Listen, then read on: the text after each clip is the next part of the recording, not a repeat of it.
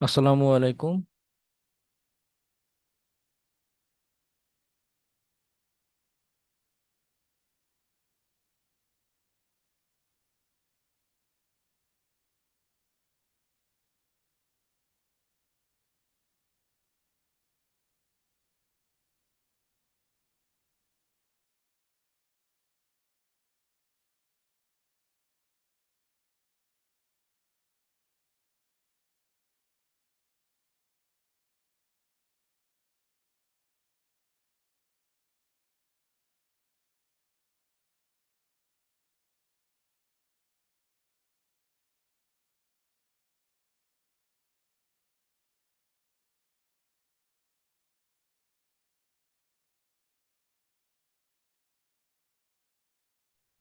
Last দিন আপনাদের কি টপিকে আলোচনা হয়েছে?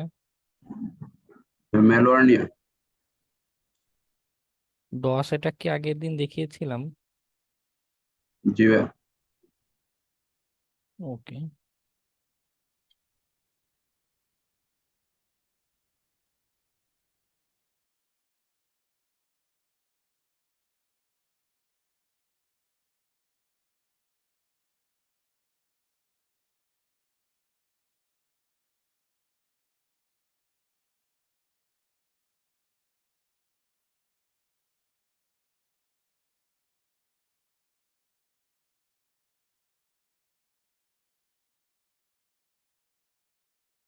আচ্ছা, আজকের আলোচনা আমরা শুরু করি। আহ, আজকে ক্লাস ভিডিও কখন আপলোড হবে আই ডোন্ট নো। জিমেইলের পাসওয়ার্ড ওনারা রিকভার করছে, দেখা যাক কত কি করে। আমরা আমাদের নেটওয়ার্ক অ্যান্ড সিস্টেম হ্যাকিং যে মডিউলটা আছে সেটা আজকে থেকে অফিসিয়ালি শুরু করব। তো নেটওয়ার্ক অ্যান্ড সিস্টেম হ্যাকিং এর ক্ষেত্রে আহ, একটা মেথোডোলজিক্যাল অ্যাপ্রোচ আমরা জানবো, বা একটা মেথোডোলজি মেনে কাজ। যদিও রিয়েল লাইফে হ্যাকিং এর সময় সব সময় এই মেথোডোলজি মেনে কাজ করা যায় না বা কাজ করা সম্ভব হয় না, ঠিক আছে? তবে মেথোডোলজি আমাদের একটা আইডিয়া দিবে যে কি কি আমরা করতে পারি, কি কি টেকনিক আমাদের কাজে লাগানো সম্ভব। পাশাপাশি উম, ভাইয়া, হ্যাঁ আসসালামু আলাইকুম। বলো। ওয়ালাইকুম আসসালাম। হ্যাঁ, ভাইয়া আজকে আমি গিটহাবে একটা অ্যাকাউন্ট খুলছি আর কি। হ্যাঁ, হ্যাঁ, তো এখন এটাকে মানে গিটহাবে অ্যাকাউন্ট অনেকে দেখি যে খুলে নিজেরা কি কি কাজকর্ম করে এগুলো দেয়। এখন এটা কি আমার আদৌ দরকার আছে কিনা, গিটহাবের অ্যাকাউন্ট আমার আদৌ দরকার আছে কিনা? রাখতে পারেন। যদি আপনি কোনো কোডিং রিলেটেড কোনো অ্যাক্টিভিটি করেন, টুলস হুম, টুলস বানান হুম। হ্যাকিং এর, বা সেগুলো শেয়ার করতে পারেন। আচ্ছা আচ্ছা ভাইয়া, ওই আপনি যে মানে কিছু যেমন ডিডোস অ্যাটাকের জন্য কিছু দেখাইলেন না, টুলস দেখাইলেন না, হুম। ওগুলো ডাউনলোড করার জন্য কি গিটহাবে অ্যাকাউন্ট থাকতে হয় নাকি অ্যাকাউন্ট না থাকলেও করা যায় এগুলো? অ্যাকাউন্ট না থাকলেও করা যায়। ও আচ্ছা আচ্ছা, ওকে। কিছু আপনার কিছু দশ জায়গায় আমি দেখছি যে হচ্ছে যে গিটহাবের হচ্ছে যে প্রোফাইলটা চেক করা হয়, যে হচ্ছে যে সে প্রিভিয়াসে কি ধরনের কাজ করছে বা কতটুকু কাজ করছে, প্রোগ্রামিং রিলেটেড কিছু কিছু জবে। এই ক্ষেত্রে আপনি যেগুলো কাজ করেন এগুলো যদি আপনার গিটহাব প্রোফাইলে থাকে, এটা বেটার হবে। আমি মনে করি প্রোগ্রামার হোক অথবা হ্যাকার, একটা গিটহাব অ্যাকাউন্ট তো অবশ্যই থাকতেই হবে। হ্যাঁ, এটা একটা মানে ইমপ্রেশন তৈরি করা আর কি, যে আমি কি কি কাজকর্ম করছি, আমার কতটুকু নলেজ আছে। মানে এটা জাস্ট পাবলিককে মুখে না বলে শো করা যে আমি এটা এটা করছি, আমি এটা এটা করতে পারি, এই টাইপের, লিঙ্কডইন টাইপের মেবি। ওকে, আমি আমাদের আলোচনায় যাই, যেটা বলছিলাম। মেথোডোলজিক্যাল একটা অ্যাপ্রোচ। আর একটা যেটা বড় প্রয়োজনীয়তা, যে মেথোডোলজি নিয়ে একটা স্টেপ বাই স্টেপ কেন আগাবো। কারণ যেটা দেখা যায় যে যারা ক্লায়েন্ট আছে, প্রতিষ্ঠান আছে, যারা সিকিউরিটি টেস্ট করতে দিচ্ছে, সবারই একটা টাইম এবং বাজেটের লিমিটেশন থাকে। ঠিক আছে, কখনোই এমন দেখিনি যে না টাইমের ফ্লেক্সিবিলিটি দিচ্ছে না, এরকম পাওয়া মুশকিল। অধিকাংশ ক্ষেত্রেই দেখা যায় তাদের টাইম কম, বাজেট কম, এর ভিতরে কাজ করতে হবে। তো এর আবার কি বলে, যত রকমের দুর্বলতা আছে সব খুঁজে বের করাটা নাম্বার ওয়ান প্রায়োরিটি হিসেবে বলতে থাকে। তো আমাদের যেটা করণীয়, একটা মেথোডোলজি মেনে কাজ করলে যেটা হয়, যে কম বেশি অনেক কিছুই দুর্বলতা টেস্ট করা যায়। একটা লিস্ট ফুল টেস্ট করা না গেলেও, সময় স্বল্পতা যদি একান্তই হয়, অন্তত টাচ করে গেলেও যাওয়া হয় যে আচ্ছা ঠিক আছে, 50টা সার্ভার দিয়েছে, আমি হয়তো একদম ইন ডিটেইলস সবগুলো টেস্ট করতে পারিনি, কিন্তু ম্যাক্সিমাম টেস্টিং এর কাজ কমপ্লিট করেছি। ওকে, তোমার একটা স্টেপ বাই স্টেপ প্রসিডিউর একটা মানে কয়েকভাবে হেল্প করে। তো এই প্রসিডিউরের প্রথম পার্ট বা প্রথম ফেজ হচ্ছে আমাদের ইনফরমেশন গ্যাদারিং। ওকে, কেন আমরা ইনফরমেশন গ্যাদারিং করতে যাব? সবসময় একটা জিনিস মাথায় রাখবেন, information is power, not oil. একটা সময় তেল যাদের বেশি ছিল, সৌদি আরব, মধ্যপ্রাচ্য, ওদের ক্ষমতা ছিল অনেক বেশি, কিন্তু এখন আর সেই দিন নেই। এখন যার কাছে ইনফরমেশন সবচেয়ে বেশি থাকে, সেই মোস্ট পাওয়ারফুল পারসন। ঠিক আছে, সেই সবচেয়ে বেশি ম্যানিপুলেশন করতে পারে, সবচেয়ে বেশি কন্ট্রোল করতে পারে। তো সিকিউরিটি টেস্টিং এর সময়ও আমাদের যত বেশি ইনফরমেশন খুঁজে বের করা যায় তত বেটার। কিছু শিক্ষার্থী কোশ্চেন করে যে কতটুকু ইনফরমেশন বের করবো, এবং কিছু আছে অলস ক্যাটাগরির মানুষ, ওই কোনো মতো ক্লাসে যে দুইটা টুলস দেখালে ওই দুইটা পর্যন্তই, তাও রান না করতে পারলে বাঁচে, অতটুক করে বসে থাকে এবং তা এক্সপেক্ট করে যে তারা সব হ্যাক করে ফেলবে। কিন্তু বাস্তবতা হলো যে লিমিটলেস, যত বেশি, কারণ কোন উপায়ে যে হ্যাক করব সেটা কি আমরা জানি? একটা বিল্ডিং, মনে করেন আপনি একটা বিল্ডিং এ ঢুকতে চান, একটা সামনে একটা বিল্ডিং, একদম নতুন একটা বিল্ডিং, মনে করেন ধানমন্ডি 32-এ শেখ মুজিবের বাড়িতে আপনি ঢুকতে চান। কারণ কয়টা বারান্দা আছে, কয়টা গেট আছে, জানালা আছে, এগুলোর আইডিয়াই যদি না থাকে, হ্যাঁ, অনেকটা চোখ বন্ধ করে যদি আপনি ধাক্কাধাক্কি করেন, আপনি আদৌ কি 32-এর বাড়িতে ঢুকতে পারবেন? কখনোই পারবেন না। আপনার কাছে যত যত ইনফরমেশন থাকবে তত আইডিয়া করতে পারবেন যে আচ্ছা ওর বাসায় এতগুলো গেট নাই, সব গেট মনে করুন লক করা, বন্ধ করা, কিন্তু অ্যাটলিস্ট বারান্দা আছে। ওই বারান্দার ইনফরমেশন যখন আছে, আপনি তখন অল্টারনেটিভ চিন্তা করতে পারছেন যে আচ্ছা গেট দিয়ে ঢুকতে না পারি, দেয়াল টপকে যদি বারান্দা পর্যন্ত যেতে পারি, বা দেয়াল টপকায় না পারলাম, বড় গাছ আছে, বিশাল বড় বড় গাছ, গাছের ডাল বেয়ে যদি বারান্দা পর্যন্ত যেতে পারি, তাহলে আমি ঢুকে যেতে পারবো।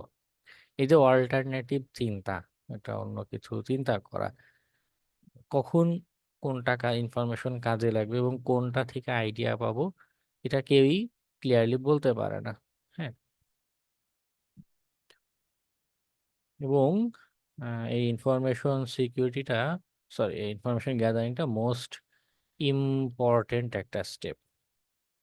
এটা দেখা যায় যে একটা এঙ্গেজমেন্টের 60 থেকে 70% টাইম চলে যায় আসলে এই ইনফরমেশন খুঁজে বের করতে করতে। ওকে, এবং এই যে যা যা এই তথ্য খুঁজে বের করছি স্টেপ বাই স্টেপ, এই ইনফরমেশনের উপর বেস করেই আমরা হ্যাকিং এর প্ল্যানিং করি, চিন্তা ভাবনা করি। ঠিক আছে, নট জাস্ট যে গেলাম টুলস রান করলাম আর হ্যাক হয়ে গেলো, ওগুলো সিনেমাতে হয়। সিনেমাতে অনেক কিছুই হয়, লাফ দিয়ে 10-20 তলা বিল্ডিং এর উপরেও উঠে যেতে পারে, আকাশে উড়েও বেড়াতে পারে। ঠিক আছে, সিনেমার সাথে বাস্তবতার কোনো মিল নেই। তো ইনফরমেশন ইজ পাওয়ার এবং মোস্ট ইম্পর্টেন্ট, যার কারণে ইনফরমেশন গ্যাদারিং নিয়ে আমাদের জানা দরকার, বোঝা দরকার। ওকে, তো আজকে আমরা ইনফরমেশন গ্যাদারিং এর কয়েকটা জিনিস নিয়ে আলোচনা করব। ফার্স্টে আমরা আলোচনা করব টাইপস নিয়ে, এটাও একটু বোঝার বিষয় আছে। ইথিক্যাল হ্যাকার মাইন্ডসেট রাখতে গেলে কনসেপ্টটা লাগবে, সেটা নিয়ে একটু পরে বলছি। এরপর আমরা সরাসরি জাম্প করব ওএস ইন্ট নামের একটা কনসেপ্ট আছে সেটাতে। এরপরে সক ইন্ট যেটা, হ্যাঁ, এই কনসেপ্টে যাব। আর তো এটার পরে হচ্ছে আমাদের আদার্স কিছু সোর্স থেকে, যেমন ইমেইল, তারপরে হচ্ছে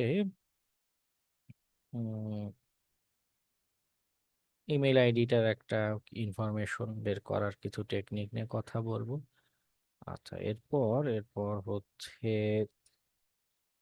ডিভাইস, হ্যাঁ, ডিভাইস ইনফরমেশন গ্যাদারিং, এই রিলেটেড কাজ নিয়ে আমরা দেখব।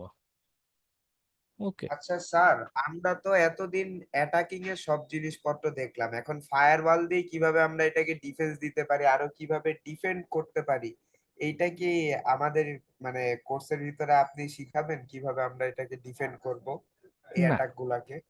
না, ইথিক্যাল হ্যাকিং এর টার্মিনোলজিটাই একটা জিনিস নির্দেশ করে, অফেন্স। আমি হ্যাক করব, ব্রেক করব, অ্যাটাক করব, নট ডিফেন্স। ডিফেন্স করা বা ওটার দায়িত্ব বা কিছুই আমাদের আলোচ্য বিষয় না। ওকে, এখানে পিওরলি অ্যাটাক ফোকাসে কথা, এক্সাম্পল, চিন্তা ভাবনা সবকিছু অ্যাটাক ফোকাস করে। ওকে। আচ্ছা ভাই, আপনি যে বলতেছেন যে আমাদের হচ্ছে যে যত বেশি ইনফরমেশন আমরা গ্যাদার করব, দেন আমাদের অ্যাটাক গুলো করতে বা কমপ্লিটলি হ্যাকটা করতে আমাদের জন্য ততটাই সুবিধাজনক হবে। বাট হচ্ছে যে যদি হচ্ছে যে মানে জিরো ডে অ্যাটাক বা মানে ইনস্ট্যান্ট যেই অ্যাটাক গুলো হয়, যে জিরো ডে অ্যাটাক, তারপরে মুভি কনসেপ্টটার ভিতরে দেখা যায় যে ধরলাম না যে মুভি কনসেপ্টটা হচ্ছে যে রিয়েল, তারপরেও দেখা যায় যে হচ্ছে যে ইনস্ট্যান্ট একটা কোনো কিছুতে অ্যাটাক করে তারা ওটা নিয়ে নিচ্ছে। তো তাহলে এই ক্ষেত্রে তাহলে ইনফরমেশনটা কেমন? আচ্ছা, জিরো ডের কথাও যদি চিন্তা করি, জিরো ডে কনসেপ্ট হচ্ছে একদমই নিউ এক্সপ্লয়েট, একদমই নতুন, কেউ এটা সম্পর্কে জানে না। দুই, জিরো ডেটা তৈরি করেছে কি করে? ওই প্রোডাক্ট, ওই প্রোগ্রাম বা ওই অ্যালগোরিদম, এটার উপরে তারাও কি করে, ইনফরমেশন গ্যাদার করে, খুঁজে যে কোথায় কি আছে, এরপরে ব্রেকিং এর চেষ্টা করে। এটা হচ্ছে ডেভেলপমেন্ট ফেজ। আবার একটা জিরো ডে যে পেয়েছে, এটা কাকে ডিপ্লয় করবে? সাপোজ আপনি অ্যান্ড্রয়েড ডিভাইস ব্যবহার করেন, ঠিক আছে, অ্যান্ড্রয়েড ডিভাইস ব্যবহার করেন, এটার একটা জিরো ডে এক্সপ্লয়েট হয়েছে। কিন্তু মনে করুন জাহিদ বিন উনি হচ্ছে অ্যাপল আইফোন ব্যবহার করে। এখন অ্যান্ড্রয়েডে জিরো ডে নিয়ে আপনি যদি আইফোনে দিয়ে যতই চেষ্টা করেন, সেখানে কিন্তু হ্যাক হবে না। তো হ্যাকাররা কি করে, এই জায়গা তো খালি জিরো ডে বানালেই হয় না, তারা যে ডিপ্লয় করছে, হ্যাক করছে, মানুষের কাছে স্প্রেড করে দিচ্ছে, এই জায়গাগুলোতেও তারা নিজেরাও বিভিন্ন ইনফরমেশন গ্যাদারিং এর চেষ্টা করে। আগে থেকেই অনেক সময় এমন হয় যে তারা বিভিন্ন বট তৈরি করে করে রাখে। ডিডস এটাকে এরকম একটা কনসেপ্ট বোঝাচ্ছিলাম, যেরকম বিভিন্ন বট অনলাইনে তাদের রানিং থাকে। ওই বটগুলো নিজেরা অটোমেশনের মাধ্যমে বিভিন্ন রকমের ইনফরমেশন ক্যাচ করতে থাকে।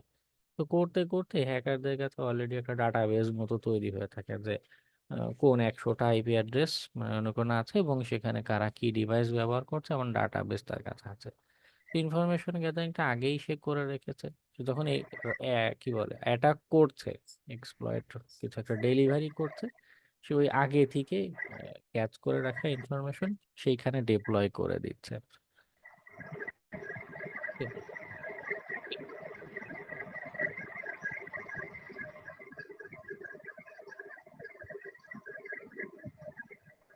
ইনাম ভাই, আপনার একটু মাইকটা একটু অফ করেন, আপনার মাইকে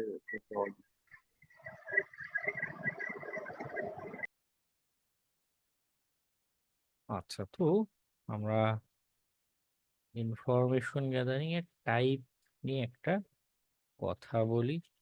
মানে এটা শুধু যে ইনফরমেশন গ্যাদারিং ফেজের জন্যই প্রযোজ্য তা না, মানে এই কনসেপ্টটা অনেক সময় অনেক মেথোডোলজি দরকার পড়ে। একটা হচ্ছে অ্যাক্টিভ টেকনিক, যদিও আপনাদের কারো কারো কাছে মনে হতে পারে যে এটা খুবই কমন সেন্সের কথা, কিন্তু তারপর আমাদের বোঝা দরকার। আর মাঝে মধ্যে আমি দেখেছি যে কিছু অ্যাসাইনমেন্ট দিতাম, এবং এত ক্লাসে এমনই আছে যে কিছু ব্যাচে ছবি এঁকে বুঝেছে যে না এইটা অ্যাক্টিভ টেকনিক, এটা প্যাসিভ, কিন্তু তারপরও মানুষ এই কমন সেন্সের জায়গায় ভুল করে। যাই হোক, অ্যাক্টিভ টেকনিকের কথা হলো, আগে টেকনিকটা বুঝুন, ইনফরমেশন গ্যাদারিং এর কথা পরে ওই এক্সাম্পল। অ্যাক্টিভের টেকনিকটা কি? যে আমি ডাইরেক্টলি আমার যে টার্গেট অথবা ভিকটিম, হুম, তার সাথে কমিউনিকেশন করছি, অর্থাৎ মনে করুন আমার কার নাম বলি,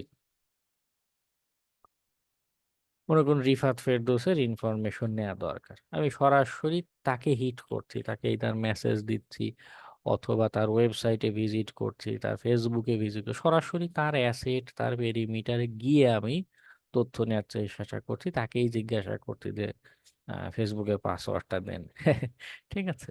তো এইটা হচ্ছে অ্যাক্টিভ টেকনিক, যখন সরাসরি আমার ভিকটিমের সাথে বা টার্গেটের সাথে ইন্টারাকশন হয়, বা তার যেই ডিজিটাল অ্যাসেট আছে সেখানে সরাসরি আমি ইন্টারাকশন করছি। প্যাসিভের কথা হলো আমি সরাসরি কোনো ইন্টারাকশন করব না, ভিয়া থার্ড পার্টি। এখন থার্ড পার্টি এটা কোনো হিউম্যান হতে পারে, কোনো অ্যাপ্লিকেশন হতে পারে, কোনো সাইট হতে পারে, হ্যাঁ, বিভিন্ন কিছু হতে পারে, এটা কোনো লিমিটেশন নেই। তো কথা হচ্ছে আমি সরাসরি তাকে কোনো হিট করব না, ইন্টারাকশন করব না। সাপোজ আমি গুগলের মাধ্যমে তার ইনফরমেশন খুঁজে বের করছি। গুগলে যে কেউ কিন্তু যে কোনো কিছু সার্চ করতে পারে। হ্যাঁ, এই ওয়েস ইন্টে গিয়ে এটা নিয়ে আরেকটু বলবো। তো কি হচ্ছে, আমি যখন গুগলে সার্চ করছি তখন কিন্তু চাইলেই কেউ আমার বিরুদ্ধে মামলা দিতে পারে না। হ্যাঁ, কেউ একটা স্টেপ বা কিছু বলতে পারে না, বা তার চেয়েও বড় অসুবিধা হলো বা বিষয় হলো যে গুগলে আমার নাম লিখে কে যে সার্চ করছে, আই ডোন্ট নো, এটা গুগলের কাছে কিছু ইনফরমেশন থাকে বা থাকতে পারে,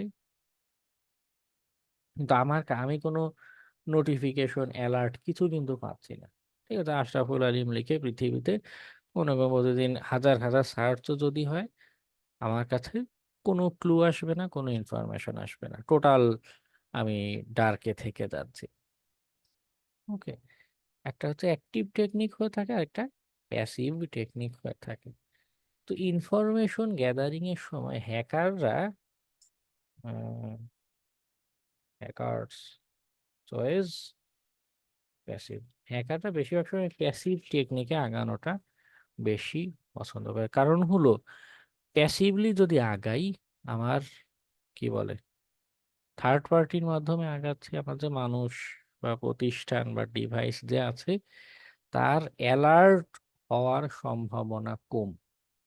ঠিক আছে? কারণ অনেক সময় হয় একটা মানুষ বা আপনাকেও যদি কেউ একটা ফিশিং লিংক পাঠায়, আপনি হয়তো ক্লিক করছেন না, সরাসরি ফিশিং লিংক পাঠালে সোশ্যাল ইঞ্জিনিয়ারিং অ্যাটাক করতে চাচ্ছে কেউ, লিংক পাঠিয়েছে, আপনি হয়তো ক্লিক করেননি, মানে ওই একটাই আপনার, মানে হ্যাকারের কাছে একটাই চান্স আপনার কাছে মেইল পাঠানো, এইদার আপনি লোভে পড়ে ক্লিক করবেন, অথবা পসিবিলিটি থাকে যে আপনি ক্লিক তো করেনই নি, বরং উল্টে আরো সতর্ক হয়ে গিয়েছেন। এবার মনে করুন এন্ড পয়েন্ট ডিভাইসে আরো সিকিউরিটি জিনিসপত্র, আরো ফিল্টারিং, আরো কিছু অ্যাড করা শুরু করলেন, তাই না? তো তখন আরেক ঝামেলা, আরেক বিপত্তি, তখন দেখা যাচ্ছে নর্মালি আক্রমণ করা যাচ্ছে না বা করা যাবে না।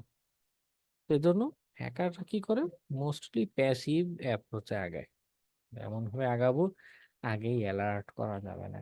একান্তই যদি হয় একদম হ্যাকিং এর ফাইনাল স্টেজ, আমি আমার সবকিছু রেডি, হ্যাক হয়ে যাবে, আমি কনফার্ম, তখন গিয়ে দেখা যাচ্ছে অ্যাক্টিভ টেকনিকে যেতে পারে। ওকে, আর সবসময় তো এটাই একমাত্র মাধ্যম তাও না, মাঝে মধ্যে শুরু থেকেই বা কিছু ইনফরমেশন পাওয়ার পরেই হ্যাকাররা অ্যাক্টিভ টেকনিকে, অর্থাৎ সরাসরি আপনার ডিভাইস বা আপনার সাথে কমিউনিকেশন করে হ্যাকিং এর চেষ্টা করতে পারে। ওকে, তো যাই হোক, অ্যাক্টিভ আর প্যাসিভ এর দুটো পার্থক্য আমরা টেকনিকে চলে যাই। ফার্স্টে আমাদের ওয়েসিন্ট ওয়েসিন্ট জিনিসটা একই সাথে চমৎকার এবং ভয়ানক। ভয়ানক কেন? ওয়েসিন্ট বলতে আসলে কি বোঝায়? বোঝায় ওপেন সোর্স ইন্টেলিজেন্স। এই ওপেন সোর্স তার কনসেপ্টটা হচ্ছে এমন, আমরা নিজেরাই সোর্স উন্মুক্ত করে দিচ্ছি। ফেসবুকে আপনারা অনেকেই আছেন, এখনো আপনাদের প্রোফাইলটা লক করা না। আবার অনেকেই আছে বিভিন্ন পাবলিক গ্রুপ বা পাবলিক করে বিভিন্ন পোস্ট দেয়, ফেসবুক প্রোফাইল লক করে। মানে এমনও মানুষজন দেখেছি ফেসবুক প্রোফাইল লক করা, ওদিকে ইনস্টাগ্রামে সে সমানে ছবি আপলোড দিয়ে বেড়াচ্ছে। তো লাভ হলো কি? হ্যাকার তো ঠিক আছে ফেসবুক লক ওই নামের।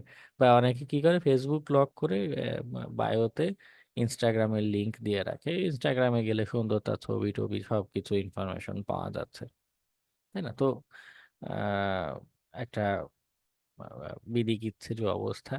তো আমরা নিজেরাই বিভিন্ন ভাবে, শুধু ফেসবুক ইনস্টাগ্রামই যে একমাত্র তা না, এর বাইরেও বিভিন্ন সময় বিভিন্ন ভাবে আমাদের তথ্য উন্মুক্ত করে দেয়। হ্যাঁ, জেনে বা অজানাতেই অনেক সময় এমন হয় দিয়ে দিচ্ছে। এবং এই সোর্সটা আমি নিজেই পাবলিক করে দিয়েছি। আমি ফেসবুকে একটা মনে করুন ছবি আপলোড দিয়ে পাবলিক প্রাইভেসি করে দিলাম, আমার প্রোফাইল লক না। দ্যাট মিনস কি, আমি সবাই দেখার জন্যই তো এটা দিয়ে রেখেছি, তাই না? এবং ওই তথ্য যদি কেউ দেখে বা পড়ে, সেটা কিন্তু কোনো আইনি জটিলতার কোনো সুযোগ নেই, কোনো তাকে আইনে আওতায় আনার কোনো সুযোগ নেই। আমরা নিজেরাই তথ্য দিয়ে রাখি। তো হ্যাকাররা কি করে, এই টেকনিকটা অবলম্বন করে। আচ্ছা, মানুষ নিজে থেকে যে ইনফরমেশন গুলো শেয়ার করে থাকে, আমরা সেইগুলোই আগে ক্যাচ করব। হ্যাঁ, কারণ এটা সবচেয়ে বেশি সহজ হবে। মনে করুন আপনি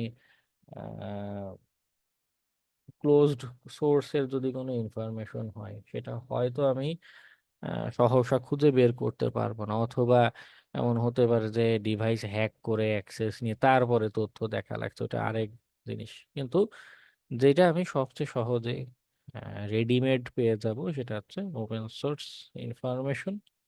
হ্যাকাররা এটাই ফার্স্টে টার্গেট করে। তো এই যে ওএস ইন্ট করব, তথ্য যে খুঁজে বের করব, বের করার জন্য কিছু সোর্স এবং সার্চ ইঞ্জিন আমাদের দরকার। Source plus search engine. Okay, search ইঞ্জিনের কথা আসলে সবার প্রথমেই যেটা আসে আমাদের গুগল। তার বড় কারণই হলো, গুগল আমরা রেগুলার ইউজ করি ঠিক আছে, তার কারণে আমাদের কাছে মনে হয় যে এটা আবার কি জিনিস, বা খুব নর্মাল জিনিস মনে হয়। কিন্তু এতগুলো মানে গুগল যখন মার্কেটে আসে, সেই 2000, না 2000 মানে অনেক আগের কথা, তখনও কিন্তু ইয়াহু ছিল। হ্যাঁ, এরকম ভালো ভালো আরো সার্চ ইঞ্জিন ছিল। তো সবগুলো টেক্কা দিয়ে গুগল এসেছে জন্য যে ওর ইনফরমেশন মানে খুঁজে বের করার ক্যাপাসিটিটা অন্যরকম, ওর অ্যালগোরিদমটাই ইন্টারেস্টিং। ঠিক আছে, অ্যাটেন্ডেন্স আজকে নেওয়া হয়নি, আমাদের গুগল অ্যাকাউন্টে ইস্যু হচ্ছে একটু। ওকে, আমরা আবার ক্লাসের আলোচনায় আসি। তো গুগল ছাড়া এখনো আরো কিছু সার্চ ইঞ্জিন আছে, সে আলোচনায় যাব। তবে গুগলের মাধ্যমে গুগলের ক্যাপাসিটি আরো কি বলে আমরা দেখতে পাই, এটা যদি যাই এরকম সরি, নর্মালি যদি গুগলে একটা কিছু সার্চ করি, সাপোজ আশরাফুল আলিম লিখে, তবে এই রিলেটেড আমার নাম রিলেটেড যা যা আছে এগুলো শো করতে থাকবে। এবং যেটা হবে যে আমার নামের সাথে রিলেটেড না, সাপোজ যে কে এম আশরাফুল আলিম, এটা আমি আমি যেই রেজাল্ট দেখতে চাচ্ছি, আমার যেই ছবি সেটার সাথে রিলেটেড না, এগুলোও আনে। ঠিক আছে? কিন্তু ইনিশিয়ালি কি করছে, অনলাইনে এত এত ইনফরমেশন সেখান থেকে বেছে বেছে, হ্যাঁ, যেগুলো এক্সাক্ট এটার সাথে মিলে বা এটার সাথে সবচেয়ে বেশি রিলেটেড, সেই রেজাল্ট গুলো এনে আমাকে দেখাচ্ছে। কিন্তু গুগল এতটুকুই সীমাবদ্ধ না। গুগলের আরেকটা সেটা হচ্ছে গুগল ডর্কস বলে ডাকা হয়। এটারও চিট শিট আছে, আমি দেখাচ্ছি। ভয় পাওয়ার কিছু নেই, কারণ এক্সাম্পল গুলো দেখাতে গেলে আগেই কয়েকজন ভরকে যায় যে এই জিনিস আমি কিভাবে মাথায় রাখবো। না, সে মাথায় রাখার দিন এখন আর নেই, সেগুলো স্কুল কলেজে পার করে এসেছেন। এখন অনলাইনের যুগ, অনলাইনে খুঁজে পাওয়া যায়। তো আমি চিট শিটে পরে যাচ্ছি, কনসেপ্টটা কি সেটা একটু বুঝিয়ে দিই। সাপোজ এটা আশরাফুল আলী আমি লিখলাম, আমি চাচ্ছি যে না, এটা শুধু আশরাফুল কোনো ওয়েবসাইটের ইউআরএল এ, ওয়েবসাইটে যে লিংক বলি আমরা যাকে, এই ইউআরএল এ যদি কোথাও আশরাফুল শব্দটা উল্লেখ থাকে, আশরাফুল হাইফেন আলিম, শুধু সেগুলো আমাকে দেখাও। এখানে যদি আমি যাই, এটা নামের সাথে লিঙ্কডইন প্রোফাইলে মিল আছে তাই এটা আসছে, এটা নামের সাথে শিখন আছে, ঠিক আছে। কিন্তু আমি চাচ্ছি যে না, এটাতে যদি যাই, এই শিখনের সাইটটাতে দেখুন, এই এই লিঙ্কে অর্থাৎ ইউআরএল আশরাফুল হাইফেন আলিম নাম দেয়া। আমি চাচ্ছি পৃথিবীর যত ওয়েবসাইটে এর ইউআরএল এ আশরাফুল আলিম আছে সেটা আমাকে খুঁজে দেখাও। এই যে ইন ইউআরএল, এই যে শব্দটা উল্লেখ করলাম, হ্যাঁ, গুগলের সার্চ অপারেটর, এরকম আরো বেশ কিছু সার্চ অপারেটর আছে, এবং এগুলো এক একটা এক এক রকম কাজের জন্য স্পেশালাইজড। ওকে,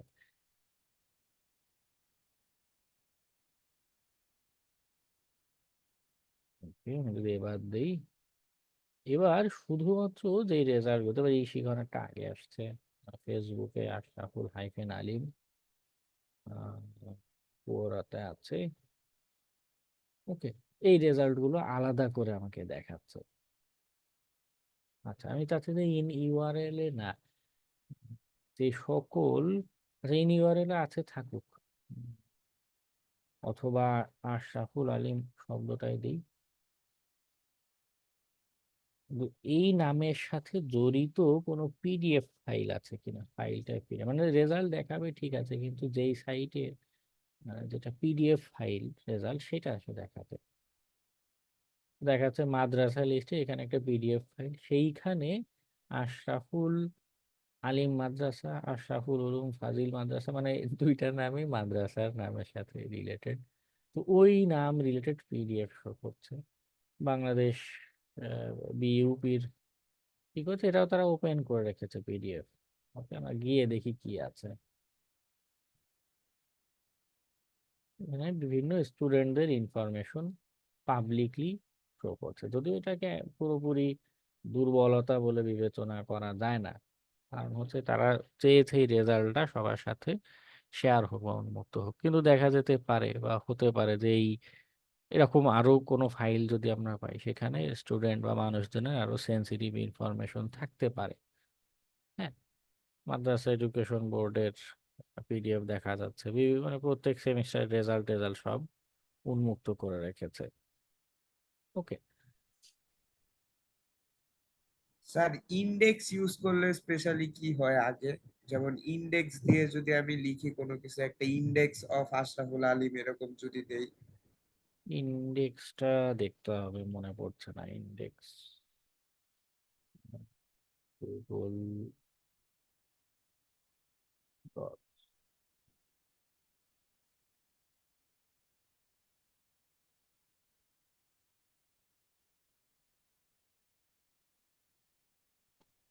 স্যার আমি ইন্ডেক্স সম্পর্কে যতটুকু জানি সেটা হচ্ছে এইচটিএমএল শেখার সময়, তো ওখানে বলছিল যে ইন্ডেক্স দিয়ে কোনো ইয়ে শুরু করলে ওইটা হোম পেজ হিসেবে কাজ করে। আচ্ছা, তো হোম পেজ বা এরকম কিছু একটা বের করবো। মানে ইন্ডেক্স ডট এইচটিএমএল দিলে ওই এইচটিএমএল এর ওই কোডটা হোম পেজ হিসেবে কাজ করে, মানে ইন্ডেক্স মানে এটা হচ্ছে হোম পেজ। ও না, ওটা তো প্রোগ্রামিং এর কনসেপ্টটা আসছে। হ্যাঁ, না মানে আমি ওইটাই জানি, মানে ওনাকে মানে উনি আচ্ছা, কি এরকম কিছু হ্যাঁ জিজ্ঞেস করলো কিনা এটা। হ্যাঁ, উনি ওইটাই বলতে চাচ্ছিল প্রোগ্রামিং এর, আচ্ছা মানে আচ্ছা উনি ওইটা বেশি। না, আচ্ছা। আমি প্রোগ্রামিং এ নাই, সার্চ ট্যাবে ডটস এর ভিতরে যেটা ছিল সেটার ইন্ডেক্স এর কথা বলতেছি। ওকে ওকে, ইন্ডেক্সের অ্যাকচুয়াল মানে এটা অ্যাকচুয়াল কি কাজ করে এই মুহূর্তে মনে পড়ছে না। হ্যাঁ, গুগল ডটস এর কোনো লিস্টে দেখুন, এটা কোনো ব্যাখ্যা খুঁজে পান কিনা। ওকে, এক একটা ডর্কস এক এক টাইপের কাজ করে। স্যার আমি যেটা জানি সেটা হলো আমরা যখন কোনো ওয়েব আপলোড দিই মানে ওয়েব ফাইলগুলো এটা রুট ডিরেক্টরিকে নির্দেশ করে, অর্থাৎ ইন্ডেক্স অফ হলো রুট ডিরেক্টরি মানে যে না না না না, ওটা অন্য অন্য, ওটা তো আমাদের সাইটের ইন্ডেক্স। আর উনি জিজ্ঞাসা করছে ডর্কস, এইখানে আমি ইন্ডেক্স কিছু একটা যদি লিখি সেটার অর্থ কি দাঁড়ায়। ওকে, দুইটা ভিন্ন পার্সপেক্টিভে।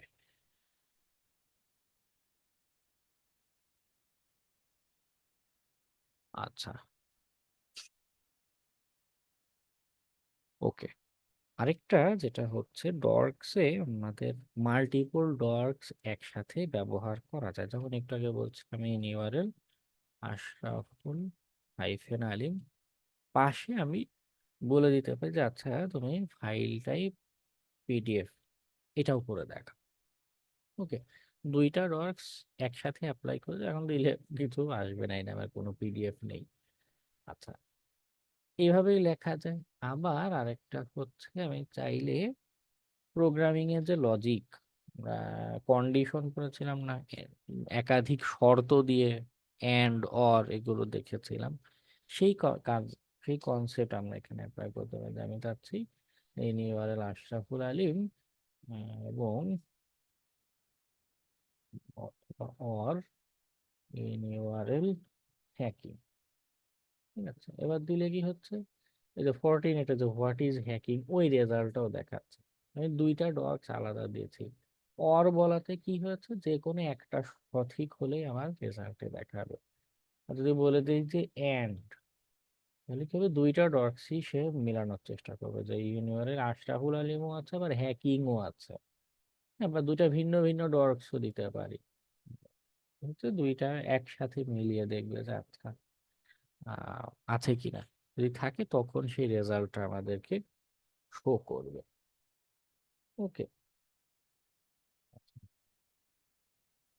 এগুলো মুখস্থ রাখার কিছু কোনো দরকার নেই, তবে যেটা করতে পারেন সেটা হচ্ছে অনলাইনে অনেক অনেক চিট শিট আছে, যেটা ভালো লাগে। আহ, বা ছবি সার্চ দিলে এখানে কিছু ছবিও পাবেন। হ্যাঁ, এরকম চিট শিট দেখে কিছু প্র্যাকটিস করবেন। চিট শিট গুলোতেও যেটা করে থাকে যে একটা বর্ণনা দিয়ে রাখে যে কোন কমান্ডের কি কাজ।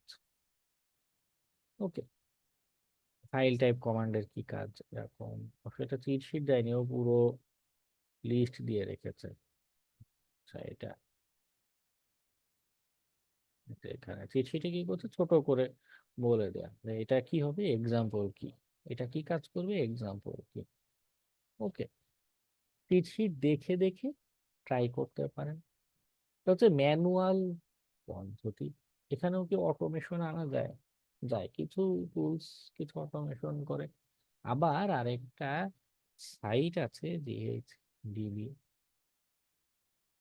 গুগলে বা বেশি সার্চ করলে গুগল আমাকে মানুষ বলে বিবেচনা করতে চায় না, তাই আপনাদেরও ভাবে এরকম। তো গুগল হ্যাকিং ডাটাবেজের কনসেপ্ট হলো এই যে ডর্কস গুলো, বিভিন্ন রকম ডর্কস এবং তাদের কম্বিনেশন ব্যবহার করে বিচিত্র রকমের তথ্য খুঁজে বের করা সম্ভব। তো বিভিন্ন হ্যাকাররা এই টাইপের জিনিসপত্র ট্রাই করে এবং সেগুলো অনলাইনে শেয়ার করে থাকে।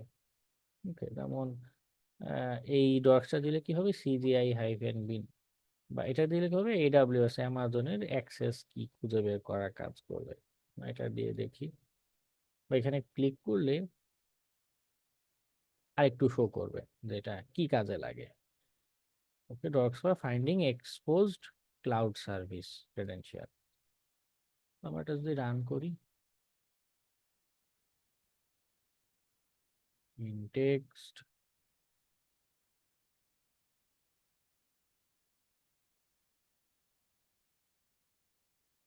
ওকে, তো দেখা যাচ্ছে বেশ কতগুলো সাইটের যে এরকম ক্রেডেনশিয়াল অনলাইনে লিকড। হ্যাঁ, এগুলো কিন্তু বাস্তবের ক্রেডেনশিয়াল সিক্রেট কি, ওপেন এসডিএন, অসিস ওর জিওএক্স, আমরা ভিতরে ঢুকবো না, কারণ সেই অনুমতি আমাদের নেই। যাই হোক, আপনারা বাসায় দেখতে পারেন। যেটা আহ, এখানে বোঝার বিষয় যে এখানে একটা কোশ্চেন আসতেই পারে এমন যে এখানে এত এত ডক্স বানানো আছে, তাহলে আমাদের ম্যানুয়ালি শেখার কি দরকার? দরকার হচ্ছে এই জন্য তো হতে পারে যে এইটা দিলে কি হচ্ছে, গ্লোবাল যত আপনার এডাব্লিউএস কি আছে সেগুলো শো করছে, কিন্তু আপনি চাচ্ছেন যে না, এগুলোর সাথে মানে আশরাফুল আলীম নামের কিছু বা এই রিলেটেড কিছু খুঁজে পাওয়া যায় কিনা। কি হলো, আপনি ডক্সটা সামান্য একটু মডিফাই করছেন বা নিজের মতো কিছু একটা অ্যাড এর চেষ্টা করছেন। ওকে, এই যে মডিফিকেশন মাঝে মধ্যে আমাদের কাজের জন্য, বা মনে করুন ক্লায়েন্ট, যে আপনার ক্লায়েন্ট মনে করুন শিখন আচ্ছা, যে এই শিখনের এমন কিছু আছে কিনা, যে একটু মডিফিকেশন করা দরকার, একটু কাটছাট করা দরকার। এর জন্য কনসেপ্টটা মানে একটু ম্যানুয়াল কনসেপ্ট একটু ট্রাই করে জিনিসগুলো বুঝে রাখাটা দরকার। ওকে,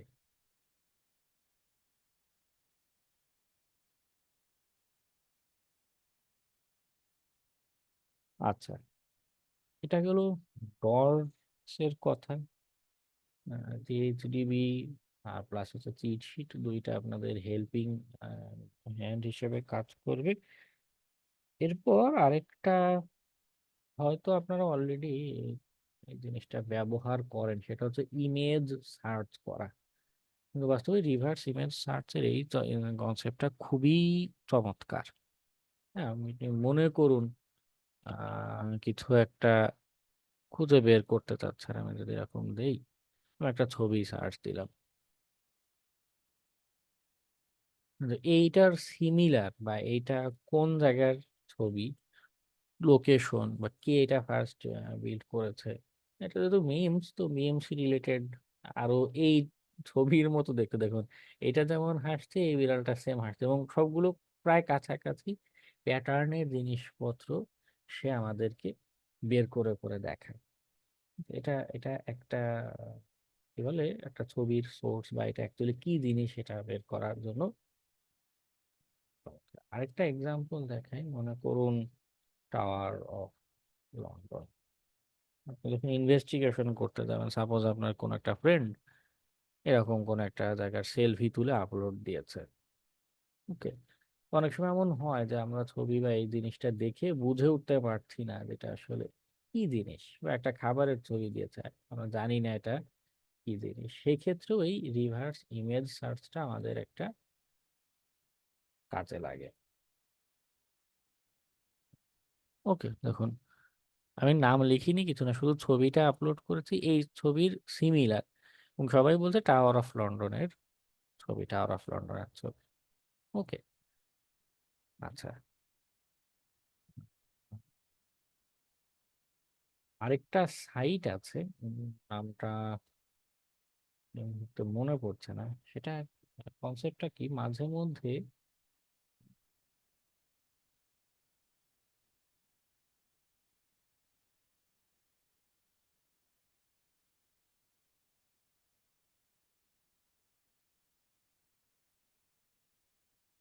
এটা একটা কনসেপ্ট, এই যে রিভার্স ইমেজ সার্চের সময় আমাদের একটা কমন ভুল মানুষের যেটা হয়ে থাকে, সাপোজ আপনি হয়তো চোখে দেখছেন যে ওই পিছনে গাছপালা আছে, ঘর বাড়ি আছে, এরকম কিছু একটা, কিন্তু কম্পিউটার যে রিভার্স ইমেজ সার্চ দিচ্ছেন গুগল, ও কিন্তু এইভাবে চিন্তা করে না, ও খালি মানে প্লেন ভাবে চিন্তা করে যাবে।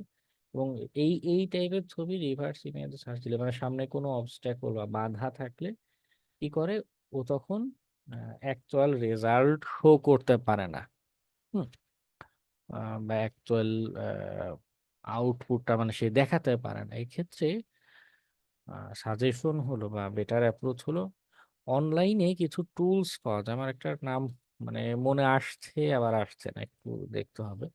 ওই টুলস এর মাধ্যমে যেটা করতে পারেন যে আপনার অ্যাকচুয়াল টার্গেট কোনটা, সাপোজ ওই ঘরের ছবিটা আপনি সার্চ দিতে চাচ্ছেন, কিন্তু সামনে যে জানালা গ্রিল জিনিসপত্র রয়েছে, অনলাইন টুলস এর মাধ্যমে এই জানালার অংশটা ব্লার করে দিবেন, মুছে দিবেন।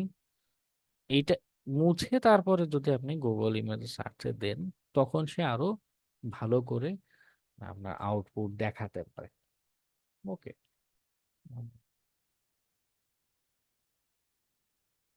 অনলাইন ব্লার সামথিং কি একটা জানি সাইটটার নাম,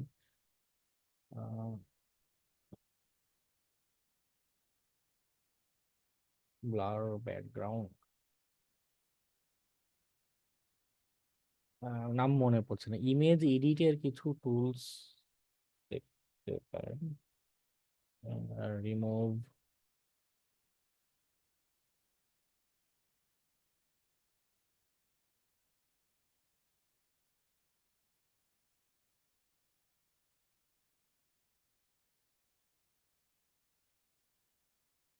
আচ্ছা এটার কনসেপ্টটা দিয়ে বোঝাবেন। মানে ওই টুলস গুলো কি করে, ওয়াটারমার্ক জাস্ট কি হয় সামনের পোর্শনে থাকে, ওই ইমেজ এডিটর টুলস গুলো যে অংশটা আপনি ব্লার করতে চাচ্ছেন জাস্ট এই হাইলাইট করে দিবেন, ইরেজার মতো দিবেন, আর আহ, সামনের পোর্শন থেকে ওই ছবির অংশটা মুছে দিবে। ওকে, আমার এই মুহূর্তে নামটা মনে পড়ছে না, বেশ কয়েকদিন আগে ব্যবহার করেছি। উম, যাই হোক, ইমেজ সার্চ,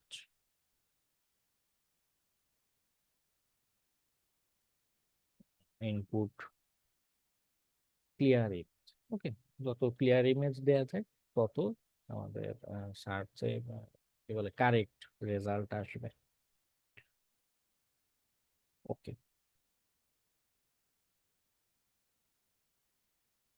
এরপর আরেকটা সাইট হচ্ছে আমাদের, এটাকে সক বলতে পারি, মিন্ট বলা আর কি, সক ইন্ট না মিন্ট, সোশ্যাল মিডিয়া ইন্টেলিজেন্স। ওয়েসিন্ট, এটা ওয়েসিন্টের পার্ট ধরা চলে বা ধরা হয়, কারণ কি হচ্ছে এমনিতে ওয়েসিন্ট যেটা আমরা করছি, মনে করেন আশরাফুল আলিম সার্চ, যেটা কি হচ্ছে একটা ওয়েবসাইটে আছে আমাদের ওপেন স্পেসে উন্মুক্ত করা। সফটউইন্ডের কনসেপ্ট তার সোশ্যাল মিডিয়াতে আপনাদের এই ইনফরমেশন গুলো আমরা দিয়ে থাকি। সোশ্যাল মিডিয়াটা এবং বিষয় হচ্ছে সোশ্যাল মিডিয়াটা বিগ একটা কালেকশন মতো কাজ করে। মোস্ট অফ দ্য টাইম মানুষজন দেখা যায় সোশ্যাল মিডিয়াতে বেশি ইনভলভ। সবার হয়তো লিঙ্কডইন প্রোফাইল নেই, বা লিঙ্কডইনও এক হিসেবে সোশ্যাল মিডিয়া। সবার হয়তো নিজস্ব ওয়েবসাইট নেই। ওকে, তো একটা টার্গেটের উপরে ইনভেস্টিগেশন করার ক্ষেত্রে সোশ্যাল মিডিয়াটা চমৎকার কাজে দিতে পারে। ওকে, তো এইটার জন্য আরেকটা সাইট আছে, যার নাম হচ্ছে সোশ্যাল মেনশন।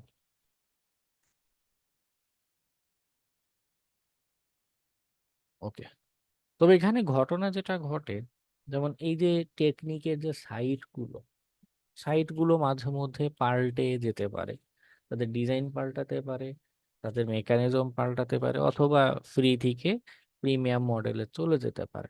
সাইট যা ইচ্ছা হোক, মানে এটা লিঙ্কের সুনির্দিষ্টতা নেই। আমাদের যেটা মাথায় রাখতে হবে সেটা হলো কনসেপ্টটা বা থট প্রসেসটা। আমার মূল উদ্দেশ্য হচ্ছে সোশ্যাল মিডিয়ায়, যেমন সোশ্যাল মেনশন যেটা, এটার মূল কনসেপ্টটা হচ্ছে যে সোশ্যাল মিডিয়াতে মনে করুন আশরাফুল আলীম নামটা পাবলিকলি কেউ কোথাও পোস্ট করেছে কিনা। ঠিক আছে, দেখা যাচ্ছে social mention.com এটা পাল্টে ফেলেছে, socialsearcher.com এ গিয়ে দেখি।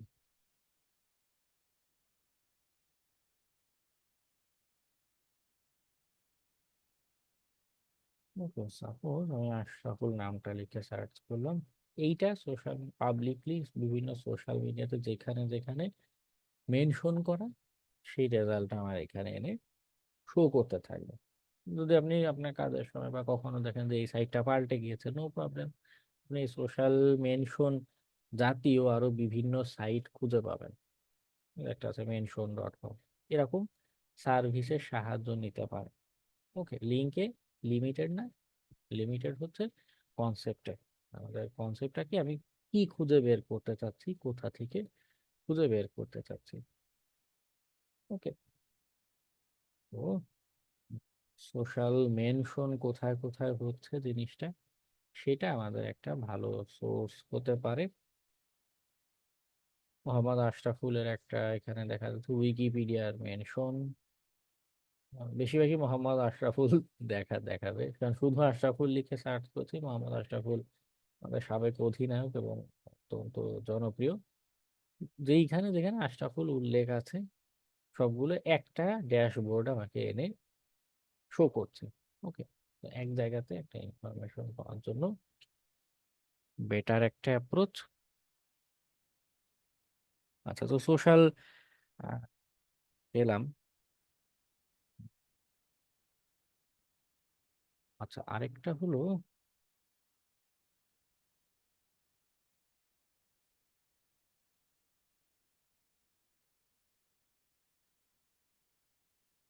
এই ক্ষেত্রে মানে হিউম্যান ফেস সার্চের জন্য এটা আরেকটা চমৎকার সাইট, পিম্প আই। ঠিক আছে, আমরা এখানে ছবি যদি আপলোড করি, একটা ছবি দিলাম মনে করুন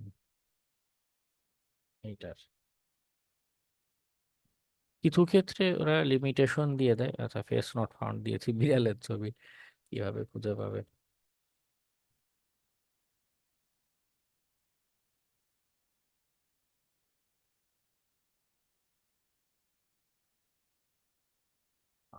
আর তেমন কোনো ছবি টবি আসলে তোলা হয় না। হুম,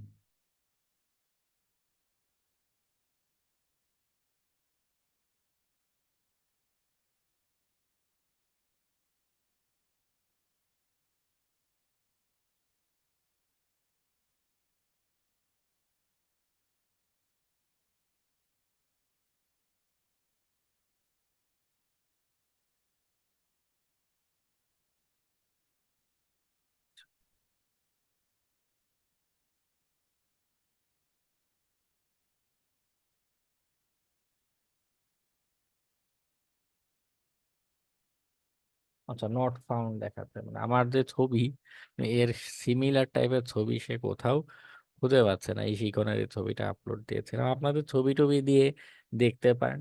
যেটা করে যে এই ছবি রিলেটেড বা কাছাকাছি যায় এই টাইপের আদার্স কি বলে সোশ্যাল মিডিয়া প্ল্যাটফর্ম বা অনলাইনে অ্যাভেলেবল এই তথ্যগুলো আপনাকে এনে দেখাবে। ওকে, মানে গুগল সার্চ ইঞ্জিনের পাশাপাশি পিম্পের এটাও বেশ এফেক্টিভ। অ্যাটেন্ডেন্স নেইনি, আমাদের গুগল অ্যাকাউন্টে অসুবিধা। ওকে, আজকে অ্যাটেন্ডেন্স নেওয়া হবে না, গুগল অ্যাকাউন্টে আমাদের অ্যাভেলেবল নেই। ওকে, এরপর আরেকটা সাইট আছে, দেখি সেটা এখনো অ্যাভেলেবল আছে কিনা। মেলিসা.com, মেলিসা.ডাটা। পিপল সার্চের জন্য এটা বেশ বেটার, মেলিসা.com। তবে এখানে কাহিনী আছে, মানে বাংলাদেশের ইনফরমেশন পাওয়ার পসিবিলিটি কম। ইউএসএ, কানাডা, ইউকে এই রিজিয়নের মানুষজনের সার্চ যদি আমরা করি, দেখা যায় যে আম, সে আরো ভালো শো করতে পারে। ওকে, কিছু আগে এক সময় ওপেন ছিল, যাই হোক মনে হয় অ্যাকাউন্ট খোলা লাগতে পারে। হ্যাঁ,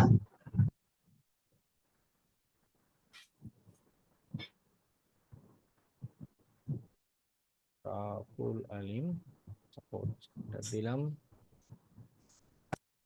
অল ইন ওয়ান লুকআপ। বিভিন্ন সোর্স থেকেও ওই হিউম্যানের ইনফরমেশন বের করে আমাদেরকে শো করবে।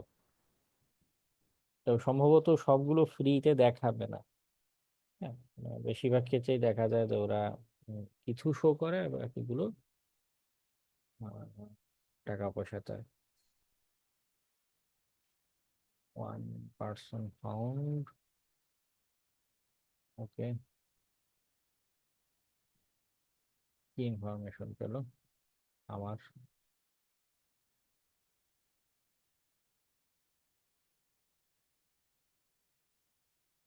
1 credit per lookup। ওরা মানে ফ্রি যদি কিছু রেখেছে, খুব সম্ভবত না, এক্সপ্লোর করে দেখতে পারেন অথবা গুগলেও সার্চ করতে পারেন যে পিপল সার্চ ইঞ্জিন। ওকে, ভাই জুম আমরা ইনফো মেইনলি আছে, তারপরে ওপেন কর্পোরেট আছে, ওগুলো দিয়ে তো আপনার ইউএস এর বিভিন্ন কোম্পানি আর মানে পিপল ডিরেক্টরিও খুঁজে পাওয়া যায়। কিছু শুনতে পাইনি। স্যার পিপল ডিরেক্টরি বা কোম্পানি জন্য বিভিন্ন সাইট ডোমেইন আছে, ওপেন ওপেন কর্পোরেট আছে, ওগুলো দিয়ে তো হ্যাঁ হ্যাঁ খুঁজে পাওয়া যায়। হ্যাঁ হ্যাঁ, মাল্টিপল টেকনিক আছে, মাল্টিপল টেকনিক আছে। এটা কনসেপ্টটা সেটা হচ্ছে যে আমার পিপলের সার্চ ইঞ্জিন পাওয়া যায়, অনলাইনে দেখতে পারেন একাধিক সার্চ ইঞ্জিন। মানে একটা সময় এমনও দেখেছি যে তারা লিক ডাটাবেস পাসওয়ার্ড, মানে ক্লিয়ার টেক্সট আকারে পাসওয়ার্ড এগুলোও শো করছে। কিছুদিন পরে সাইটের ডিজাইন পাল্টে তারা পেইড মডেলে চলে গেছে, আবার কিছু কিছু সাইটই মানে গায়েব হয়ে গিয়েছে, এরকম হয়। সেক্ষেত্রে কনসেপ্টটা হচ্ছে যে আমার, মানে আমি কি খুঁজতে চাচ্ছি, মানে ইন্ড গোলটা কি। মানে ইন্ড গোল হচ্ছে মানুষের ইনফরমেশন খুঁজে বের করা।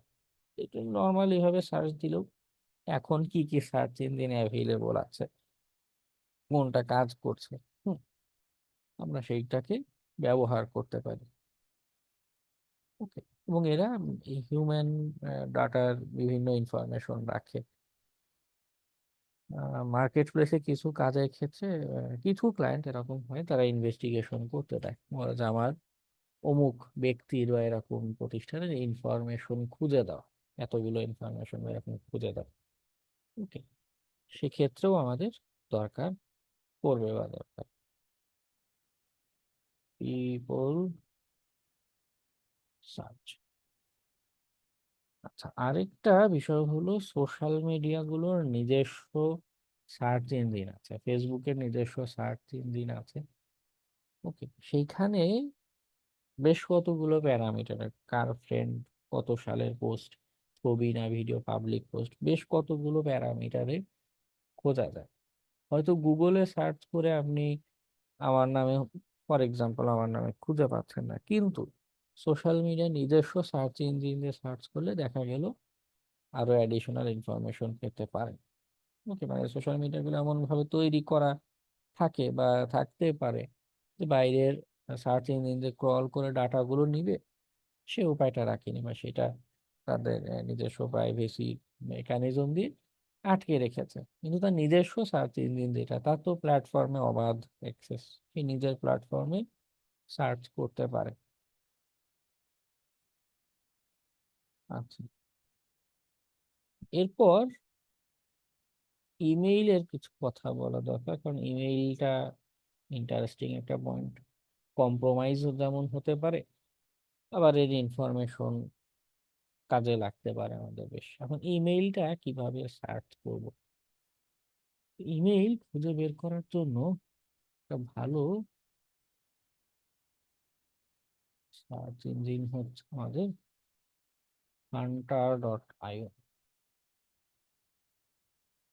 ওকে, এই কনসেপ্টটা অবশ্য অনেক, যারা যদি কেউ ডিজিটাল মার্কেটিং এর কাজ টাজ করে থাকেন তাদের সাথে মিলে যায়, বা তারাও দেখা যায় মাঝে মধ্যে ভালো জিনিসপত্র আরো সাজেস্ট হ্যাঁ, করতে এটা পারে। এক্সটেনশনও আছে, ইমেল হান্টার।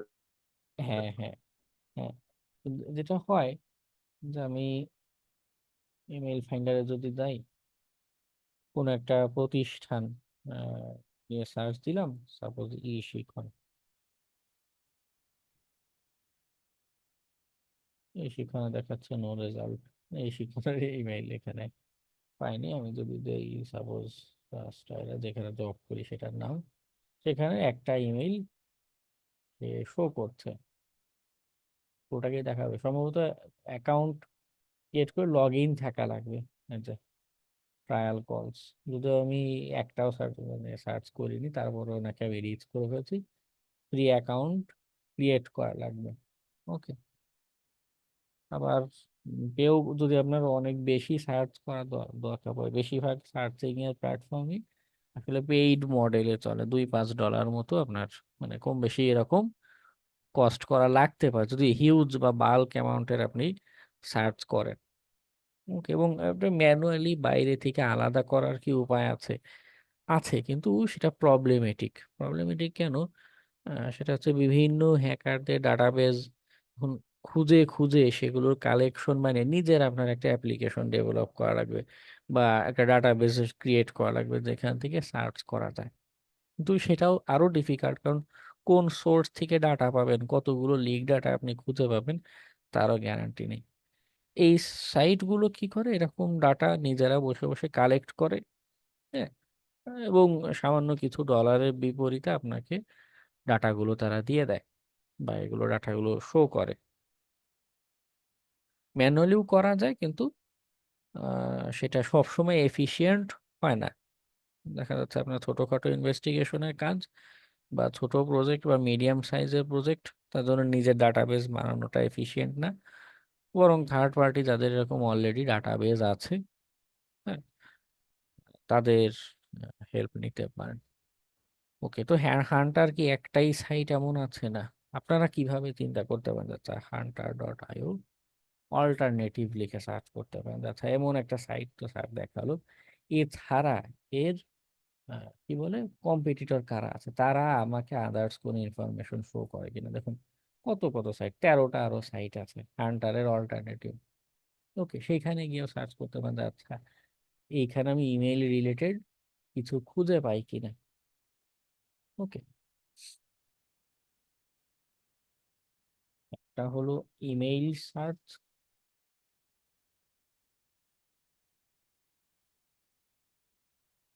আর আরেকটা হলো ব্রিচ, মেল ব্রিচ সার্চ। যদিও এই ব্রিচ ডাটাটা এইটা মানে এখন আর অধিকাংশ সাইটেই সরাসরি শো করে না, লিগাল অনেক কনসিকোয়েন্সেস হয়। মানে আপনার ডাটা পাবলিকলি ওপেন করে আপনি শেয়ার করছেন বা সেল করছেন, অনেক কাহিনী আছে। হ্যাভ আই বিন ফাউন্ড যেটা করতে পারে, আপনাকে একটা ইনিশিয়াল আইডিয়া দিতে পারে যে আচ্ছা একটা ইমেল অ্যাড্রেস যদি দিই, সাপোজ আপনাদের ক্লাস যেটা দিয়ে নেই 34 শিখন@gmail.com, আপনাদেরটাও ট্রাই করে দেখবেন এই সাইটটা এসে যে এই ইমেল অ্যাড্রেসটা কোনো হ্যাকিং বা কোনো ডাটা ব্রিচের শিকার হয়েছে কিনা। দুইটা ডাটা ব্রিচে এই ইমেল অ্যাড্রেসটা চলে গেছে। একটা হচ্ছে combo list posted to Telegram, টেলিগ্রামে 2 billion row 361 million email address leak হয়েছে, সেইখানে আমার এই ইমেল অ্যাড্রেসটা রয়েছে। নাজ.এপিআই, যদিও এইখানে আমি আমি এই ইমেল দিয়ে কিছু করিনি, বলছে অমুক একটা ঘটনায় 2023 সেপ্টেম্বরে এই ইমেলের পাসওয়ার্ডটা কম্প্রোমাইজ হয়েছে। ঠিক আছে, এখানে হচ্ছে নিউজ লিঙ্ক দেয়, অ্যাকচুয়াল মানে কি ইউজার নেম পাসওয়ার্ড লিক হচ্ছে সেটা দেয় না। যেখান থেকে একটা আইডিয়া নিতে পারেন যে কোথায় লিক হয়েছে, এবং এই সোর্স গুলোতে আরেকটু যদি ঘাটাঘাটি করেন যাচ্ছে এই সোর্স গুলো আর কোনো কিছু পাই কিনা, এটা নিয়ে আর কেউ কিছু শেয়ার করেছে কিনা, তখন ওই লিক ডাটাবেস বা ইমেলের পাসওয়ার্ড এগুলো পাওয়া যেতে পারে। মানে সবসময় তো পাবেন তা না, কেউ কেউ কিছু অংশ শেয়ার করে থাকে। আর যারা যেমন টেলিগ্রামে এই যে যারা শেয়ার করছে বা বিভিন্ন হ্যাকিং ফোরামে শেয়ার করছে, তারা আসলে টাকা পয়সার বিনিময়ে দেয়, $10 $100 এরকম বিভিন্ন পেমেন্ট নিয়ে থাকে ফ্রিতে। মানে এই ইনফরমেশনটাই তো ইম্পর্টেন্ট। আপনি এই শিখনে সবার ইমেল অ্যাড্রেস যদি জেনে যান, তো কি করতে পারেন যে লগ ইন করে আপনি মনে সুখে সবাই ফ্রি কোর্স অফার করে বসলেন, হ্যাঁ, বা কোর্সের প্রাইস মনে করুন $10 করে দিন। বিভিন্ন কিছু করা সম্ভব, বিভিন্ন অ্যাক্টিভিটি করা সম্ভব। তবে স্যার আমার একটা কোয়েশ্চেন ছিল। ইয়া ইকো হচ্ছে, আমি শুনতে পাইনি। আচ্ছা যাই হোক, হ্যালো ইমেল, স্যার, এখন শুনতে?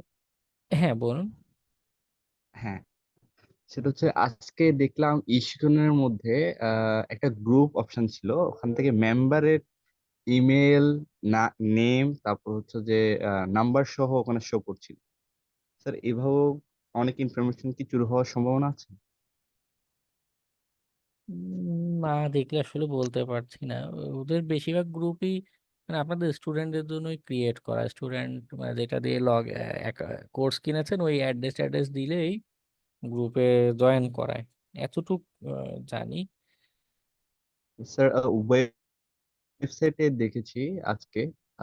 ওয়েব, এমনি নর্মালি তো স্যার এরকম হলে যার কার মনে কি আছে এটা তো জানা যায় না, তাই না স্যার? আচ্ছা তো ওয়েবসাইটে, হ্যাঁ ওয়েবসাইটেও লিক হতে পারে। যাই হোক, খুব বেশি সেনসিটিভ কিছু হলে ইশিগনকে জানাতে পারেন যে তাদের এরকম সেনসিটিভ কিছু আছে। তাদের অ্যাপ্লিকেশন নিয়ে আমি আগেও বলেছি তাদেরকে যে এটা আপডেট মানে কিছু করা দরকার, এখানে চেঞ্জেস আনা দরকার। যাই হোক, প্রসেস হয়তো চলছে, উই ডোন্ট নো। আচ্ছা, এরপর আমরা যাব আমাদের ডিভাইস সার্চ। ওএসইন্ট বা সকমিন্টে মূলত অনলাইনে হিউম্যান বা বিজনেসের উপস্থিতি এই রিলেটেড ইনফরমেশন পাওয়া যায়। কিন্তু আমাদের যদি এমন হয় যে না, আমি নেটওয়ার্ক ডিভাইস খুঁজে বের করতে চাচ্ছি, সার্ভার খুঁজে বের করতে চাচ্ছি, ওইটা তো গুগলে আমাকে শো করবে না, ওটা তো গুগলে আমার আউটপুটে দেখাবে না। তো কি করা যায়? এই সিনারিওতে আমরা আরেকটা সাইট ব্যবহার করতে পারি, এটা হচ্ছে সোডান।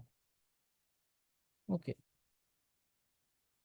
সোডান ডট আইওটাকে কেউ কেউ হ্যাকারদের সার্চ ইঞ্জিন বলে ডাকে, কারণ হচ্ছে কি, ও ও নিজস্ব ক্রলিং মেকানিজমে কি করে, ওদের 24 ঘন্টা ওদের কম্পিউটার চলতে থাকে। হ্যাঁ, ওরা গ্লোবাল বিভিন্ন অ্যাড্রেসে, আইপি অ্যাড্রেসে বিভিন্ন রকম রিকোয়েস্ট পাঠিয়ে পাঠিয়ে ইনফরমেশন নিয়ে একটা কালেকশন তৈরি করে। আচ্ছা, আমার এখানে লগ ইন লাগবে, আমি লগ ইন করে স্ক্রিনটা শেয়ার দিই। এখানে লগ ইন ছাড়া আপনাকে লিটারালি কোনো ইনফরমেশনই সে দেখাবে না। একটা সময় ছিল লগ ইন ছাড়াই ইনফরমেশন দেখা যেত, কিন্তু এখন আর সেই অবস্থা রাখেনি।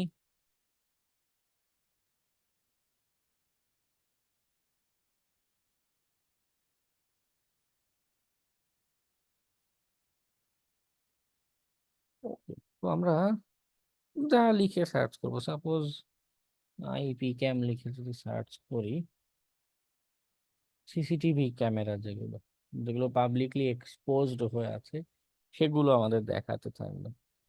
হ্যাঁ, আইপি ক্যামের কয়েকটা ব্র্যান্ড যদি আমরা চিন্তা করি, আইপি ক্যাম, এরা প্রাইজ ইন বিডি,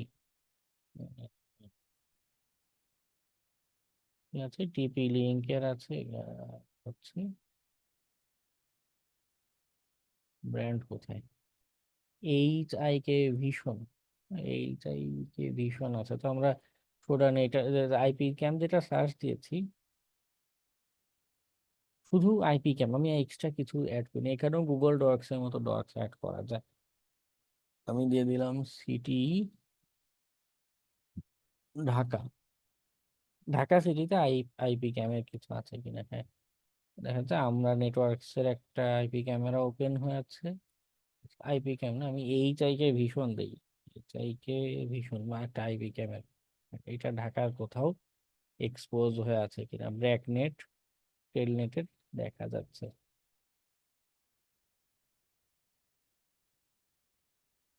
এই আইপি অ্যাড্রেসে সরাসরি শো করছে টেলনেট, তো সবই ওপেন। আরো সুবিধা কি, যেমন যেই পোর্টে ক্যামেরাটা রান হচ্ছে, হ্যাঁ, আইপি অ্যাড্রেস রেস্ট্রিক্টেড, আমরা সরাসরি অ্যাড্রেসে ভিজিট করে, এই আইপি অ্যাড্রেসে ভিজিট করেও দেখতে পারি এটা কি ভীষণ কোন পোর্টে রান হচ্ছে, এটা একটু দেখতে হবে। ওর ওপেন পোর্টের ইনফরমেশন গুলো এখানে দেয়া, সবগুলোই দেখাচ্ছে। আইপি ক্যামেরা 15,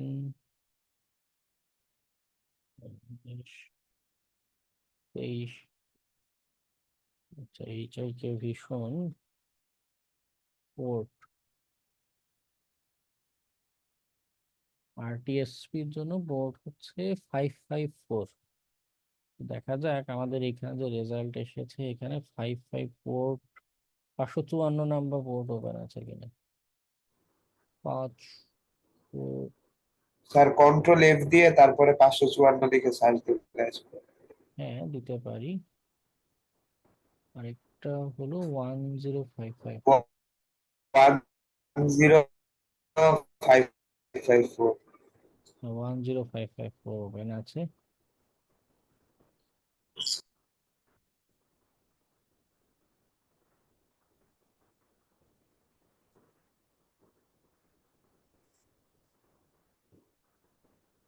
আর নিলাম। অনেক আইপি ক্যামেরা কি হয় আমাদের ওয়েবে পোর্টাল থেকে 10554, তাই তো? হ্যাঁ, অনেকে থাকে যে এই আইপি ক্যামেরার যে Login। পোর্টালটা, এখানে লগ ইনের কোনো মানে প্রোটেকশন বা কিছুই দেয়া নেই। ওকে, নাথিং, কোনো প্রোটেকশন দেয়া নেই। বা অনেক সময় কি হয়, এখানে লগ ইন চাইবে ঠিক আছে, কিন্তু ডিফল্ট অনেকে ইউজার নেম পাসওয়ার্ড রেখে দেয়। কি ভীষণ ডিফল্ট পাসওয়ার্ড যদি আমি দেই, user name admin, default password হচ্ছে 1 2 3 4 5। অনেক সাইট এমন আছে, যেমন এই যে এইখানে এটা আসলো, আমি যদি এখানে লোড নিচ্ছে, লোড নিতে একটু সময় লাগছে। আমরা যেটা ট্রাই করতে পারি একটা হচ্ছে, এই ডিফল্ট ইউজার নেম পাসওয়ার্ড অনেকেই রেখে দেয়, দিয়ে দেখি এটাতে লগ ইন নেয় কিনা। ওকে, ইনকারেক্ট ইউজার নেম আর পাসওয়ার্ড। আর কি আছে, অ্যাডমিন 1 2 3 4, কে বড় হাতের, বেশ কয়েকটা কম্বিনেশন আছে, আমরা ট্রাই করে দেখতে পারি যে আচ্ছা কোনোটা দিয়ে লগ ইন নেই কেন। কারো কারো নো প্রোটেকশন, কারো কারো বেসিকই ডিফল্ট পাসওয়ার্ড এনাবল থাকে, আবার কেউ কেউ একটু শক্ত, মানে তাদের ওপেন আছে ঠিক আছে, কিন্তু একটু স্ট্রং ইউজার নেম পাসওয়ার্ড রাখতে হবে। তো এই জায়গাও পাসওয়ার্ড অ্যাটাক দেওয়া যায়। এবং এই পাসওয়ার্ড অ্যাটাক নিয়েও সামনে আরেকটা ক্লাসে আমরা কথা বলবো যে কিভাবে আমরা পাসওয়ার্ড অ্যাটাক দিতে পারি। ওকে, আচ্ছা, তো যেটা বোঝানোর উদ্দেশ্য, এটা হলো শোডান দিয়ে আমরা ডিভাইস কেন্দ্রিক বিভিন্ন সার্চ করতে পারি। তো এইটাই কি ভীষণ না, আমি দেখতে চাচ্ছি Windows 7 কোথাও রানিং আছে কিনা ঢাকায়। ওকে, দেখা যাচ্ছে যে এই একটা অ্যাড্রেস, এক সময় বাংলাদেশ ব্যাংকের ইনফরমেশনও পাওয়া যেত, বাংলাদেশ ব্যাংকেরও বিভিন্ন জিনিসপত্র ওপেন ছিল। গ্রামীণ কমিউনিকেশনের একটা সার্ভার এখানে দেখা যাচ্ছে, এবং তাদের লগ ইন পেজটা কেমন সেটাও শো করছে। অ্যাডমিনিস্ট্রেটর একজন আছে, মিস্টার খালিদ। এগুলা পাইছে কেমন করে ওদের লগ ইন পেজের ছবিগুলা? সোডানের নিজস্ব মানে ক্রলার, মানে বট প্রোগ্রাম মতো আছে। হ্যাঁ, ওরা তো সব 24 ঘন্টা প্রোগ্রাম রান হয়ে হয়ে এই যত আইপি অ্যাড্রেস পায়, এগুলোতে রিকোয়েস্ট পাঠাতে থাকে, বিভিন্ন রিকোয়েস্ট পাঠায়, যা ইনফরমেশন পায় নিয়ে ওর কাছে জমা রাখে। ওরা আচ্ছা, কি আমরা যখন এখানে অ্যাকাউন্ট করবো তখন কি আমাদের উপরেও কি ওরা টার্গেট করবে? ওদের পলিসি যে কি, ইন্টারনাল বিষয়বস্তু তা নিয়ে আমাদের কোনো ধারণা নেই। তো এই ক্ষেত্রে আপনি একটা ডেডিকেটেড প্রোটন মেইল অ্যাকাউন্ট ব্যবহার করতে পারেন, যদি প্রাইভেসি কনসার্ন হয়। তো তারা কি করবে ইন্টারনালি, সেটার পরিপূর্ণ ধারণা আমাদের কাছে নেই।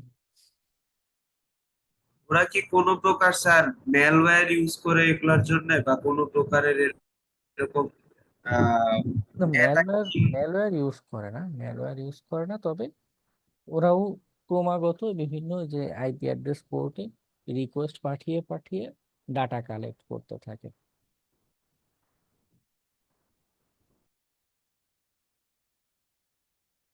ম্যালওয়্যার যদি ইউজ করেও, আপনার কি মনে হয় তারা পাবলিকলি বলবে যে আমরা ম্যালিশিয়াস সফটওয়্যার দিয়ে মানুষের ডাটা কালেক্ট করছি? পরের দিনই ওদের ঘাড় ধাক্কা দিয়ে ইউএসএ থেকে বের করে দিবে যে তোমার আর ব্যবসা বাণিজ্য করার দরকার নেই। হ্যাঁ, এগুলো হচ্ছে আনঅফিসিয়াল জিনিসপত্র। অফিসিয়ালি তারা যেটা বলে বা যতটুকু প্রচার করবে, সেটাই আমাদের মেনে নিতে হবে। ওকে, কারণ তারা যদি আইপি তে রিকোয়েস্টও করে, তাহলে কিভাবে সে অ্যাডমিনিস্ট্রেটর পেজের এরকম কি কি প্রোফাইল আছে এগুলার অ্যাক্সেস পায়? এগুলা তো এত সহজে অ্যাক্সেসিবল না। কেন অ্যাক্সেসিবল না? মানুষ যদি ভুল করে, এই যে আরডিপি করার যে পোর্ট 3389, এটা ওপেন করে রেখেছে। আরডিপির কনসেপ্টই হচ্ছে আমি রিমোটলি আরেকটা ডেস্কটপে কানেক্ট নেব, এটা উইন্ডোজের বিল্ট ইন ফিচার। তো সেইখানে রিকোয়েস্ট পাঠালে একটা পেজ যে দেখা যাবে, এটাই তো নর্মাল, বরং না দেখা গেলেই অ্যাবনর্মাল মনে হতো যে কেন আরডিপি তে রিকোয়েস্ট পাঠালাম, ওয়েব মানে কি মানে আমার লগ ইন পেজ শো করছে না। ওকে, কোনো মোবাইল ডাটা অ্যাক্সেস ছাড়া স্যার মোবাইল নাম্বার দিয়ে কি কারো কোনো প্রকার information collection possible? Jio possible location বা পসিবল, কিন্তু ওই অ্যাক্সেস গুলো আমাদের কাছে নেই। শেখ হাসিনা বলে এনটিএমসি ছিল, এনটিএমসি, এনএসআই, ডিজিএফআই, বিটিআরসি, মানে ওরা ওরা হচ্ছে সেন্ট্রাল অথরিটি। পুরো বাংলাদেশের সব ডাটা পাস যা হচ্ছে ওদের সার্ভার দিয়েই বা ওদের হাত দিয়েই, ঠিক আছে। গভর্নমেন্ট চাইলে বা তাদের ওই যে অ্যাক্সেস যে পয়েন্টে তারা বসে আছে সেখান থেকে ডাটাগুলো কালেক্ট করা সম্ভব, এবং এগুলো করে করেই যে ফুড পান্ডার ডেলিভারি দিত, যে সরকার বিরোধী কে লিখেছে, যাই ওকে ধরে ধরে নিয়ে আসি। হ্যাঁ, একদম লোকেশন সব নিয়ে আসতে পারবো। আবার মোবাইল অপারেটর যারা, আহ, যেমন মনে করুন গ্রামীণ ফোন বা বাঙালি, ওদের কাছে ওদের তো সব ইনফরমেশন থাকে, ওদের টাওয়ারের থ্রুতেই যাচ্ছে, সেখান থেকে ট্রেস করা সম্ভব। কিন্তু আমরা যদি ট্রেস করতে চাই আমাদের এই বাইরের বিভিন্ন সোর্স থেকে, থার্ড পার্টি বিভিন্ন সাইট বা সোর্স থেকেই চেষ্টা করতে হবে, কিন্তু এখানে লিমিটেড। আমরা যেরকম চাচ্ছি যে একটা এক্সাক্ট লোকেশন বা এগুলো বের করা, এইগুলো বাইরে থেকে অ্যাক্সেসিবল না, গভর্নমেন্ট বা সিআইডি বা এই টাইপের না হলে আমরা ওই তথ্যের ডাটা সোর্স গুলোতে অ্যাক্সেস পাবো না। এমনকি সেটা একদিন শুনলাম একজনের থেকে বিটিআরসি, যে আমরা যে ফেসবুকে যে বিভিন্ন রিপোর্ট টিপোর্ট করি, পেজ ডিসেবল করা বা ফিরিয়ে আনা, মানে এই জিনিসগুলোর জন্য রিপোর্ট করে কোনো একটা সরিয়ে দেওয়ার জন্য বিটিআরসির আলাদা পোর্টালই আছে, ফেসবুক থেকেই তাদের আলাদা পোর্টাল, পুলিশকেও দেয়। পুলিশের জন্য ফেসবুকের আলাদা একটা স্পেশালাইজড পোর্টাল দেয়।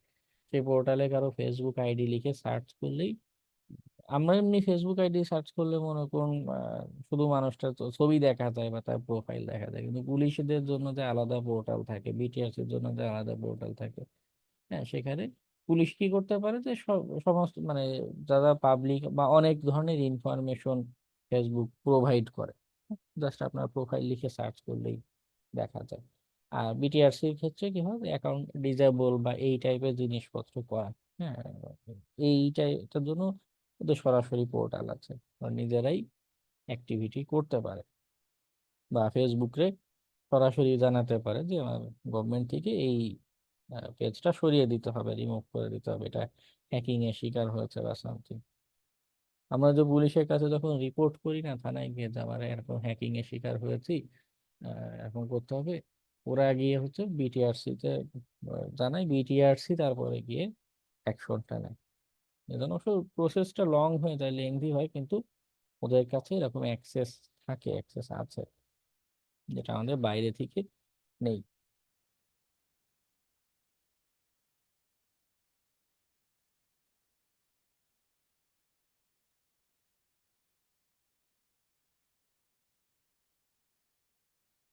হ্যাঁ হ্যাঁ, এরকম আরো অনেক সোডান সেন্সিসটা সোডানের কম্পিটিটর বলা যায়।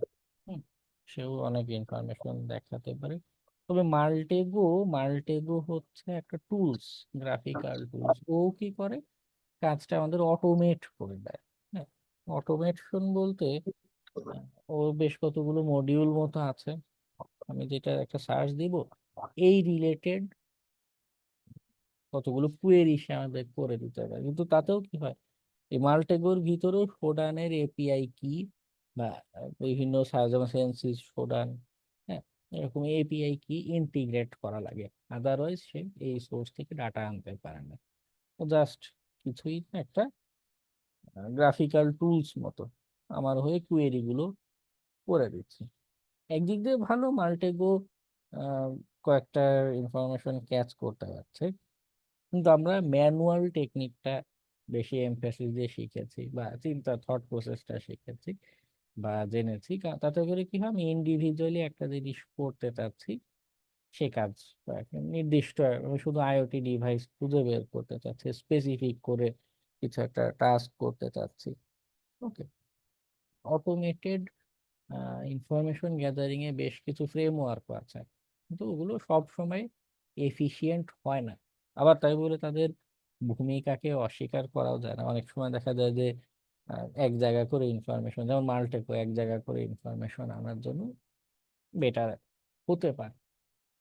ওকে, রেকন এনজিটাও হচ্ছে আমাদের সিএলআই বেসড টুলস। রেকন এনজিতেও বেশ কতগুলো মডিউল আছে, তবে একটু ওখানে কনফিগারেশনের দরকার পড়ে, ওখানেও এপিআই কি ইন্টিগ্রেট করা লাগে, না হলে সেও খুব বেশি ইনফরমেশন আনতে পারে না। মডিউল রান করলে সে তথ্য এনে দেয়। এবং সেও কি করে, এই যে আমাদের যে সোর্স গুলো যেগুলো বলছি, এরকম সোর্সে গিয়ে গিয়ে তথ্য ক্যাচ করে নিয়ে আসে। ওকে, আমরা টুলসের বদলে ম্যানুয়ালি জিনিসগুলো করা দেখেছি বা শিখেছি। প্রোডান কোয়েরিরও কি বলে, প্রোডান চিট শিট পাওয়া যায়।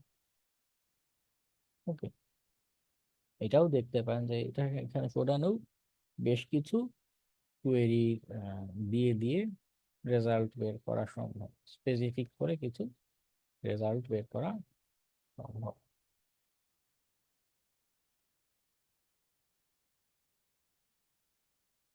ওকে,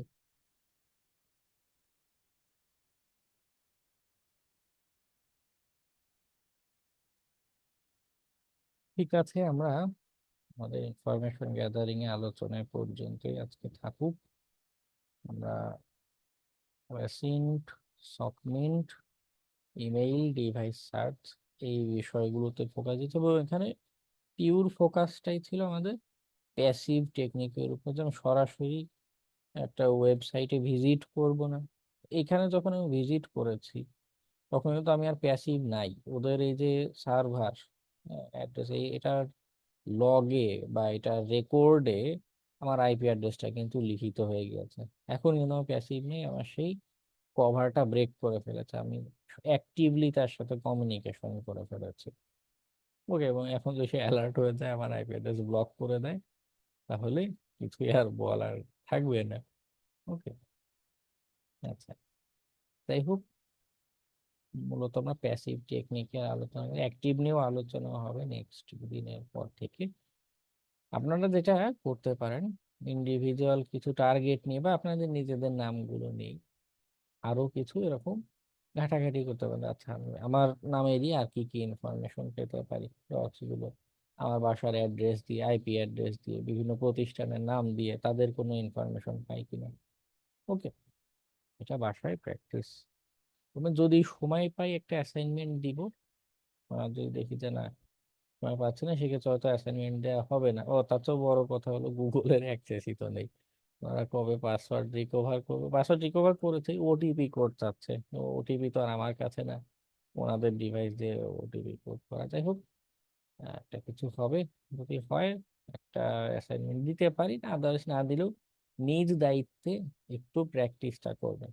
হ্যাঁ, অধিকাংশই আপনাদের যেটা দেখা যায় যে না শুধু ক্লাসে আসেন আর যান, নাথিং এলস, বাসায় কতখানি প্র্যাকটিস করেন সেটা বড় একটা কোয়েশ্চেন। ওকে, স্যার কালকে রেকর্ড ভিডিও পাওয়া যাবে? বুঝিনি। স্যার রেকর্ড ভিডিও আর কি, কালকে কি এটা পাবো?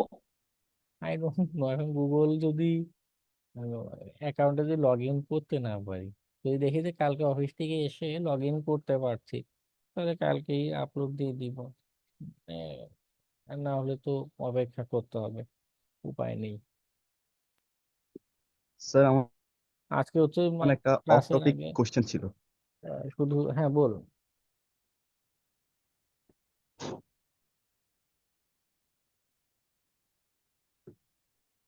আচ্ছা হ্যালো, স্যার, এমনি প্রোভাইড করে এটা কি ভার্চুয়াল মেশিন যেমন কালি লিনাক্স, কালি লিনাক্স কি প্রোভাইড করে নাকি যে উম, কি বলে ভার্চুয়াল বক্সে সিকিউরিটি প্রোভাইড করে? লাইক ধরেন আমাদের মেইন কোর কম্পিউটারে যদি কোনো সিকিউরিটির বিষয়ে যে কোনো মানে কেউ অ্যাটাক যাতে না আসে, তার জন্য তো আমরা ভার্চুয়াল বক্সের যে ভার্চুয়াল মেশিনটি ইউজ করি, তাই না স্যার? হ্যাঁ, ওকে, আমার একটা এক্সপেরিমেন্টাল করতে চেয়েছিলাম, সেটা হচ্ছে যে আমি এরকম কি করা যায় যে ভার্চুয়াল বক্সের মধ্যে আমি একটা উইন্ডোজ সেট আপ করলাম, তারপর হচ্ছে যে ওটার মধ্যে আবার ভার্চুয়াল বক্স সেট আপ করে আমি আর একটা কালিনেক্স বা এরকম কোনো ভার্চুয়াল মেশিন সেট আপ করলাম, তাহলে কি স্যার এটা কি লেয়ার বাই লেয়ার, অনিয়ন লেয়ারের মতো কি এটা কাজ করবে? লাইক টরের মধ্যে দেখা যায় কি এরকম অনেকগুলো লেয়ার বাই লেয়ারের কারণে এটা সিকিউরিটি প্রোভাইড করে। তো এখন এরকম কি এটা কি সিকিউরিটি কি প্রোভাইড করতে পারবে? আর আমাদের যে কোর কম্পিউটার আছে ভার্চুয়াল মেশিনটা কি প্রশ্নটা গোছায় বলতে পারিনি যদিও। আচ্ছা, কিছু কথা কেটে গেল, আমি যতটুকু বুঝতে পারলাম যে হ্যালো। ভার্চুয়াল মেশিনের ভিতরে আরেকটা ভার্চুয়াল মেশিন দিয়েও যদি আমি রান করি জি আমার নিরাপত্তা বাড়বে কিনা। এখানে ইস্যু যেটা হচ্ছে যে এগুলো ম্যালওয়্যার জি একটা জি সিস্টেম জি কল করলেই ভার্চুয়াল বক্স এনভায়রনমেন্টে যেটা হয়, বা ভার্চুয়াল ভিএমওয়্যার বা অন্য যে এনভায়রনমেন্টে থাকেন, যেটা হয় একটা সিস্টেম কল করলেই মানে এটা বুঝে ফেলা যায় রিপ্লাইতেই যে আমি এখন একটা ভার্চুয়াল এনভায়রনমেন্টে আছি। কিছু পাওয়ার শেল দিয়ে কমান্ড করলে এরকম হয়, রেজিস্ট্রিতে দেখা যায়। তো যেটা হচ্ছে সিসকল দিয়ে সে বুঝে ফেলবে যে আমি ভার্চুয়াল এনভায়রনমেন্টে আছি। হ্যাকারদের যেটা হয় যে ম্যালওয়্যার গুলো এটা এসকেপের চেষ্টা করতে থাকে। কিছু কিছু ম্যালওয়্যার আছে ভার্চুয়াল এনভায়রনমেন্টের, ভার্চুয়াল বক্স নিজে একটা অ্যাপ্লিকেশন, তার নিজস্ব দুর্বলতা থাকতে পারে বা আছে, বাইপাস করে এসকেপ করে বের হয়ে আসে কিছু ম্যালওয়্যার। তো ডাবল লেয়ারে দিলেও খুব বেশি ডিফিকাল্ট হবে না, বা একটু ডিফিকাল্টিজ হয়তো বাড়বে হ্যাকারদের জন্য। আবার কিছু ম্যালওয়্যার আছে আপনার ভার্চুয়াল বক্স বা এটা বাইপাসের চেষ্টাই করবে না, তার কাজ হচ্ছে সে একদম বায়োস লেভেলে বা কার্নেল লেভেলে, হ্যাঁ ফার্মওয়্যার লেভেলে গিয়ে আক্রমণ করবে।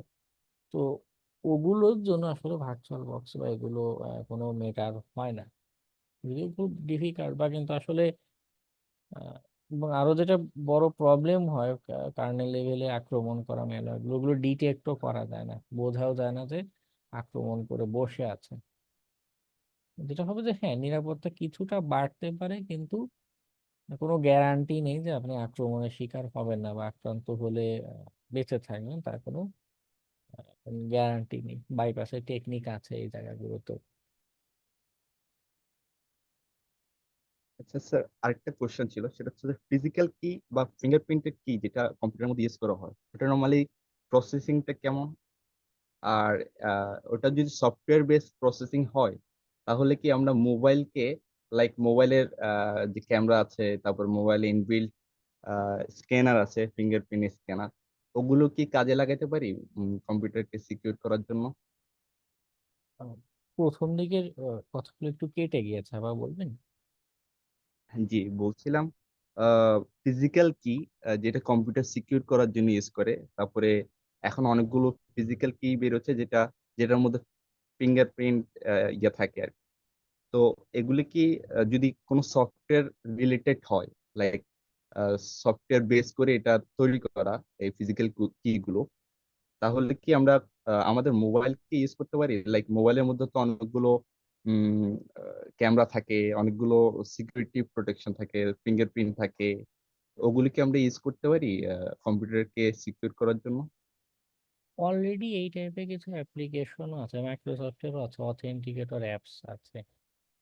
মোবাইল ডিভাইসের থ্রুতে আপনার এই যে মোবাইলে আনলক করবেন, বা গুগলেও তো এটা হয়, আপনি নতুন ডিভাইসে লগ ইন করলে টু ফ্যাক্টরের মতো কাজ করে, কিন্তু ফিজিক্যালের কনসেপ্টটা ভিন্ন। মোবাইল সে নিজেও একটা ইলেকট্রনিক ডিভাইস, কেউ কম্প্রোমাইজ হতে পারে। হ্যাঁ, ফিজিক্যাল স্টোরেজ বা ফিজিক্যাল কি যেগুলো, ওটা হচ্ছে একদমই এনক্রিপ্টেড একটা ডাটা স্টোর করে রাখবে, এবং আদার্স কোনো মেকানিজমে তাকে টেম্পার করাটা কঠিন। মোবাইল যতটা সহজে টেম্পার করে কি বলে ম্যানিপুলেট করা যাবে, ম্যালওয়্যার স্প্রেড করা যাবে, ফিজিক্যাল স্টোরেজ ফিজিক্যাল ডিভাইস যেটা কি যেটা, এখানে এটা করা ডিফিকাল্ট হবে। মোবাইলে করা যায়, অলরেডি করছে, আহ, তবে চ্যালেঞ্জ আছে।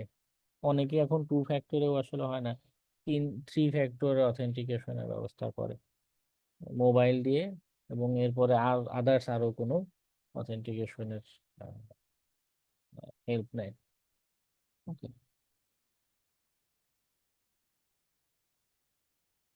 স্যার আসসালামু আলাইকুম। ওয়ালাইকুম আসসালাম।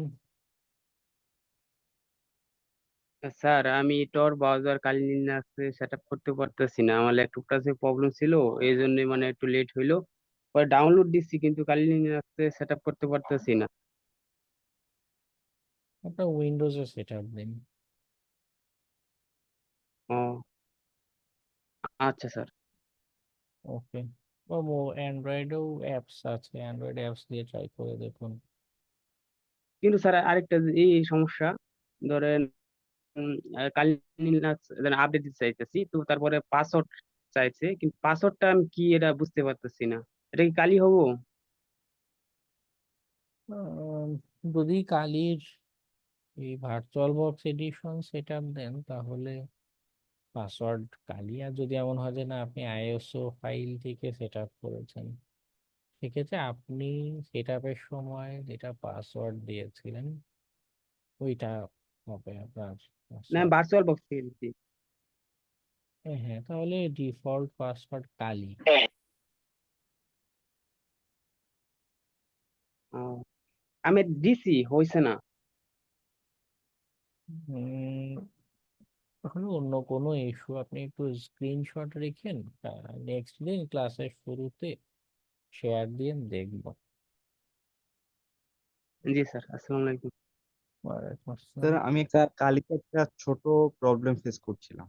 সেটা হচ্ছে স্যার, ওই কালির মধ্যে যখন যাই তখন ওখানে যে ইন্টারনেটের ইয়েটা থাকে ওখানে ল্যান্ড পোর্ট থাকে, এটা চেঞ্জ করে ট্রাই করলে আমার মেইন কম্পিউটারের কানেকশনটা ডিসকানেক্ট হয়ে যায়। এটার কি কোনো সমাধান আছে স্যার? হ্যাঁ, ভার্চুয়াল বক্সে নেটওয়ার্ক সেটিংসে গিয়ে ব্রিজড অ্যাডাপ্টার করে দেন, ব্রিজে কাজ না হলে নেটওয়ার্ক করে দেন। Okay sir, thank you.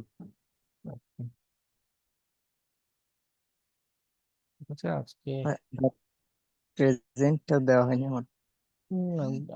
আমার গুগল অ্যাকাউন্টের অ্যাক্সেস নেই, প্রেজেন্ট দেওয়া হয়নি আজকে কারোরই। ক্লাস রেকর্ড কখন আপলোড দিতে পারবো সেটাও আই ডোন্ট নো। গুগল অ্যাকাউন্টের অ্যাক্সেস পেলে তারপরে। ওকে, ঠিক আছে, আজকে আচ্ছা আচ্ছা। আমরা আলোচনা পর্যন্তই থাকুক। সবাইকে শুভরাত্রি। আসসালামু আলাইকুম।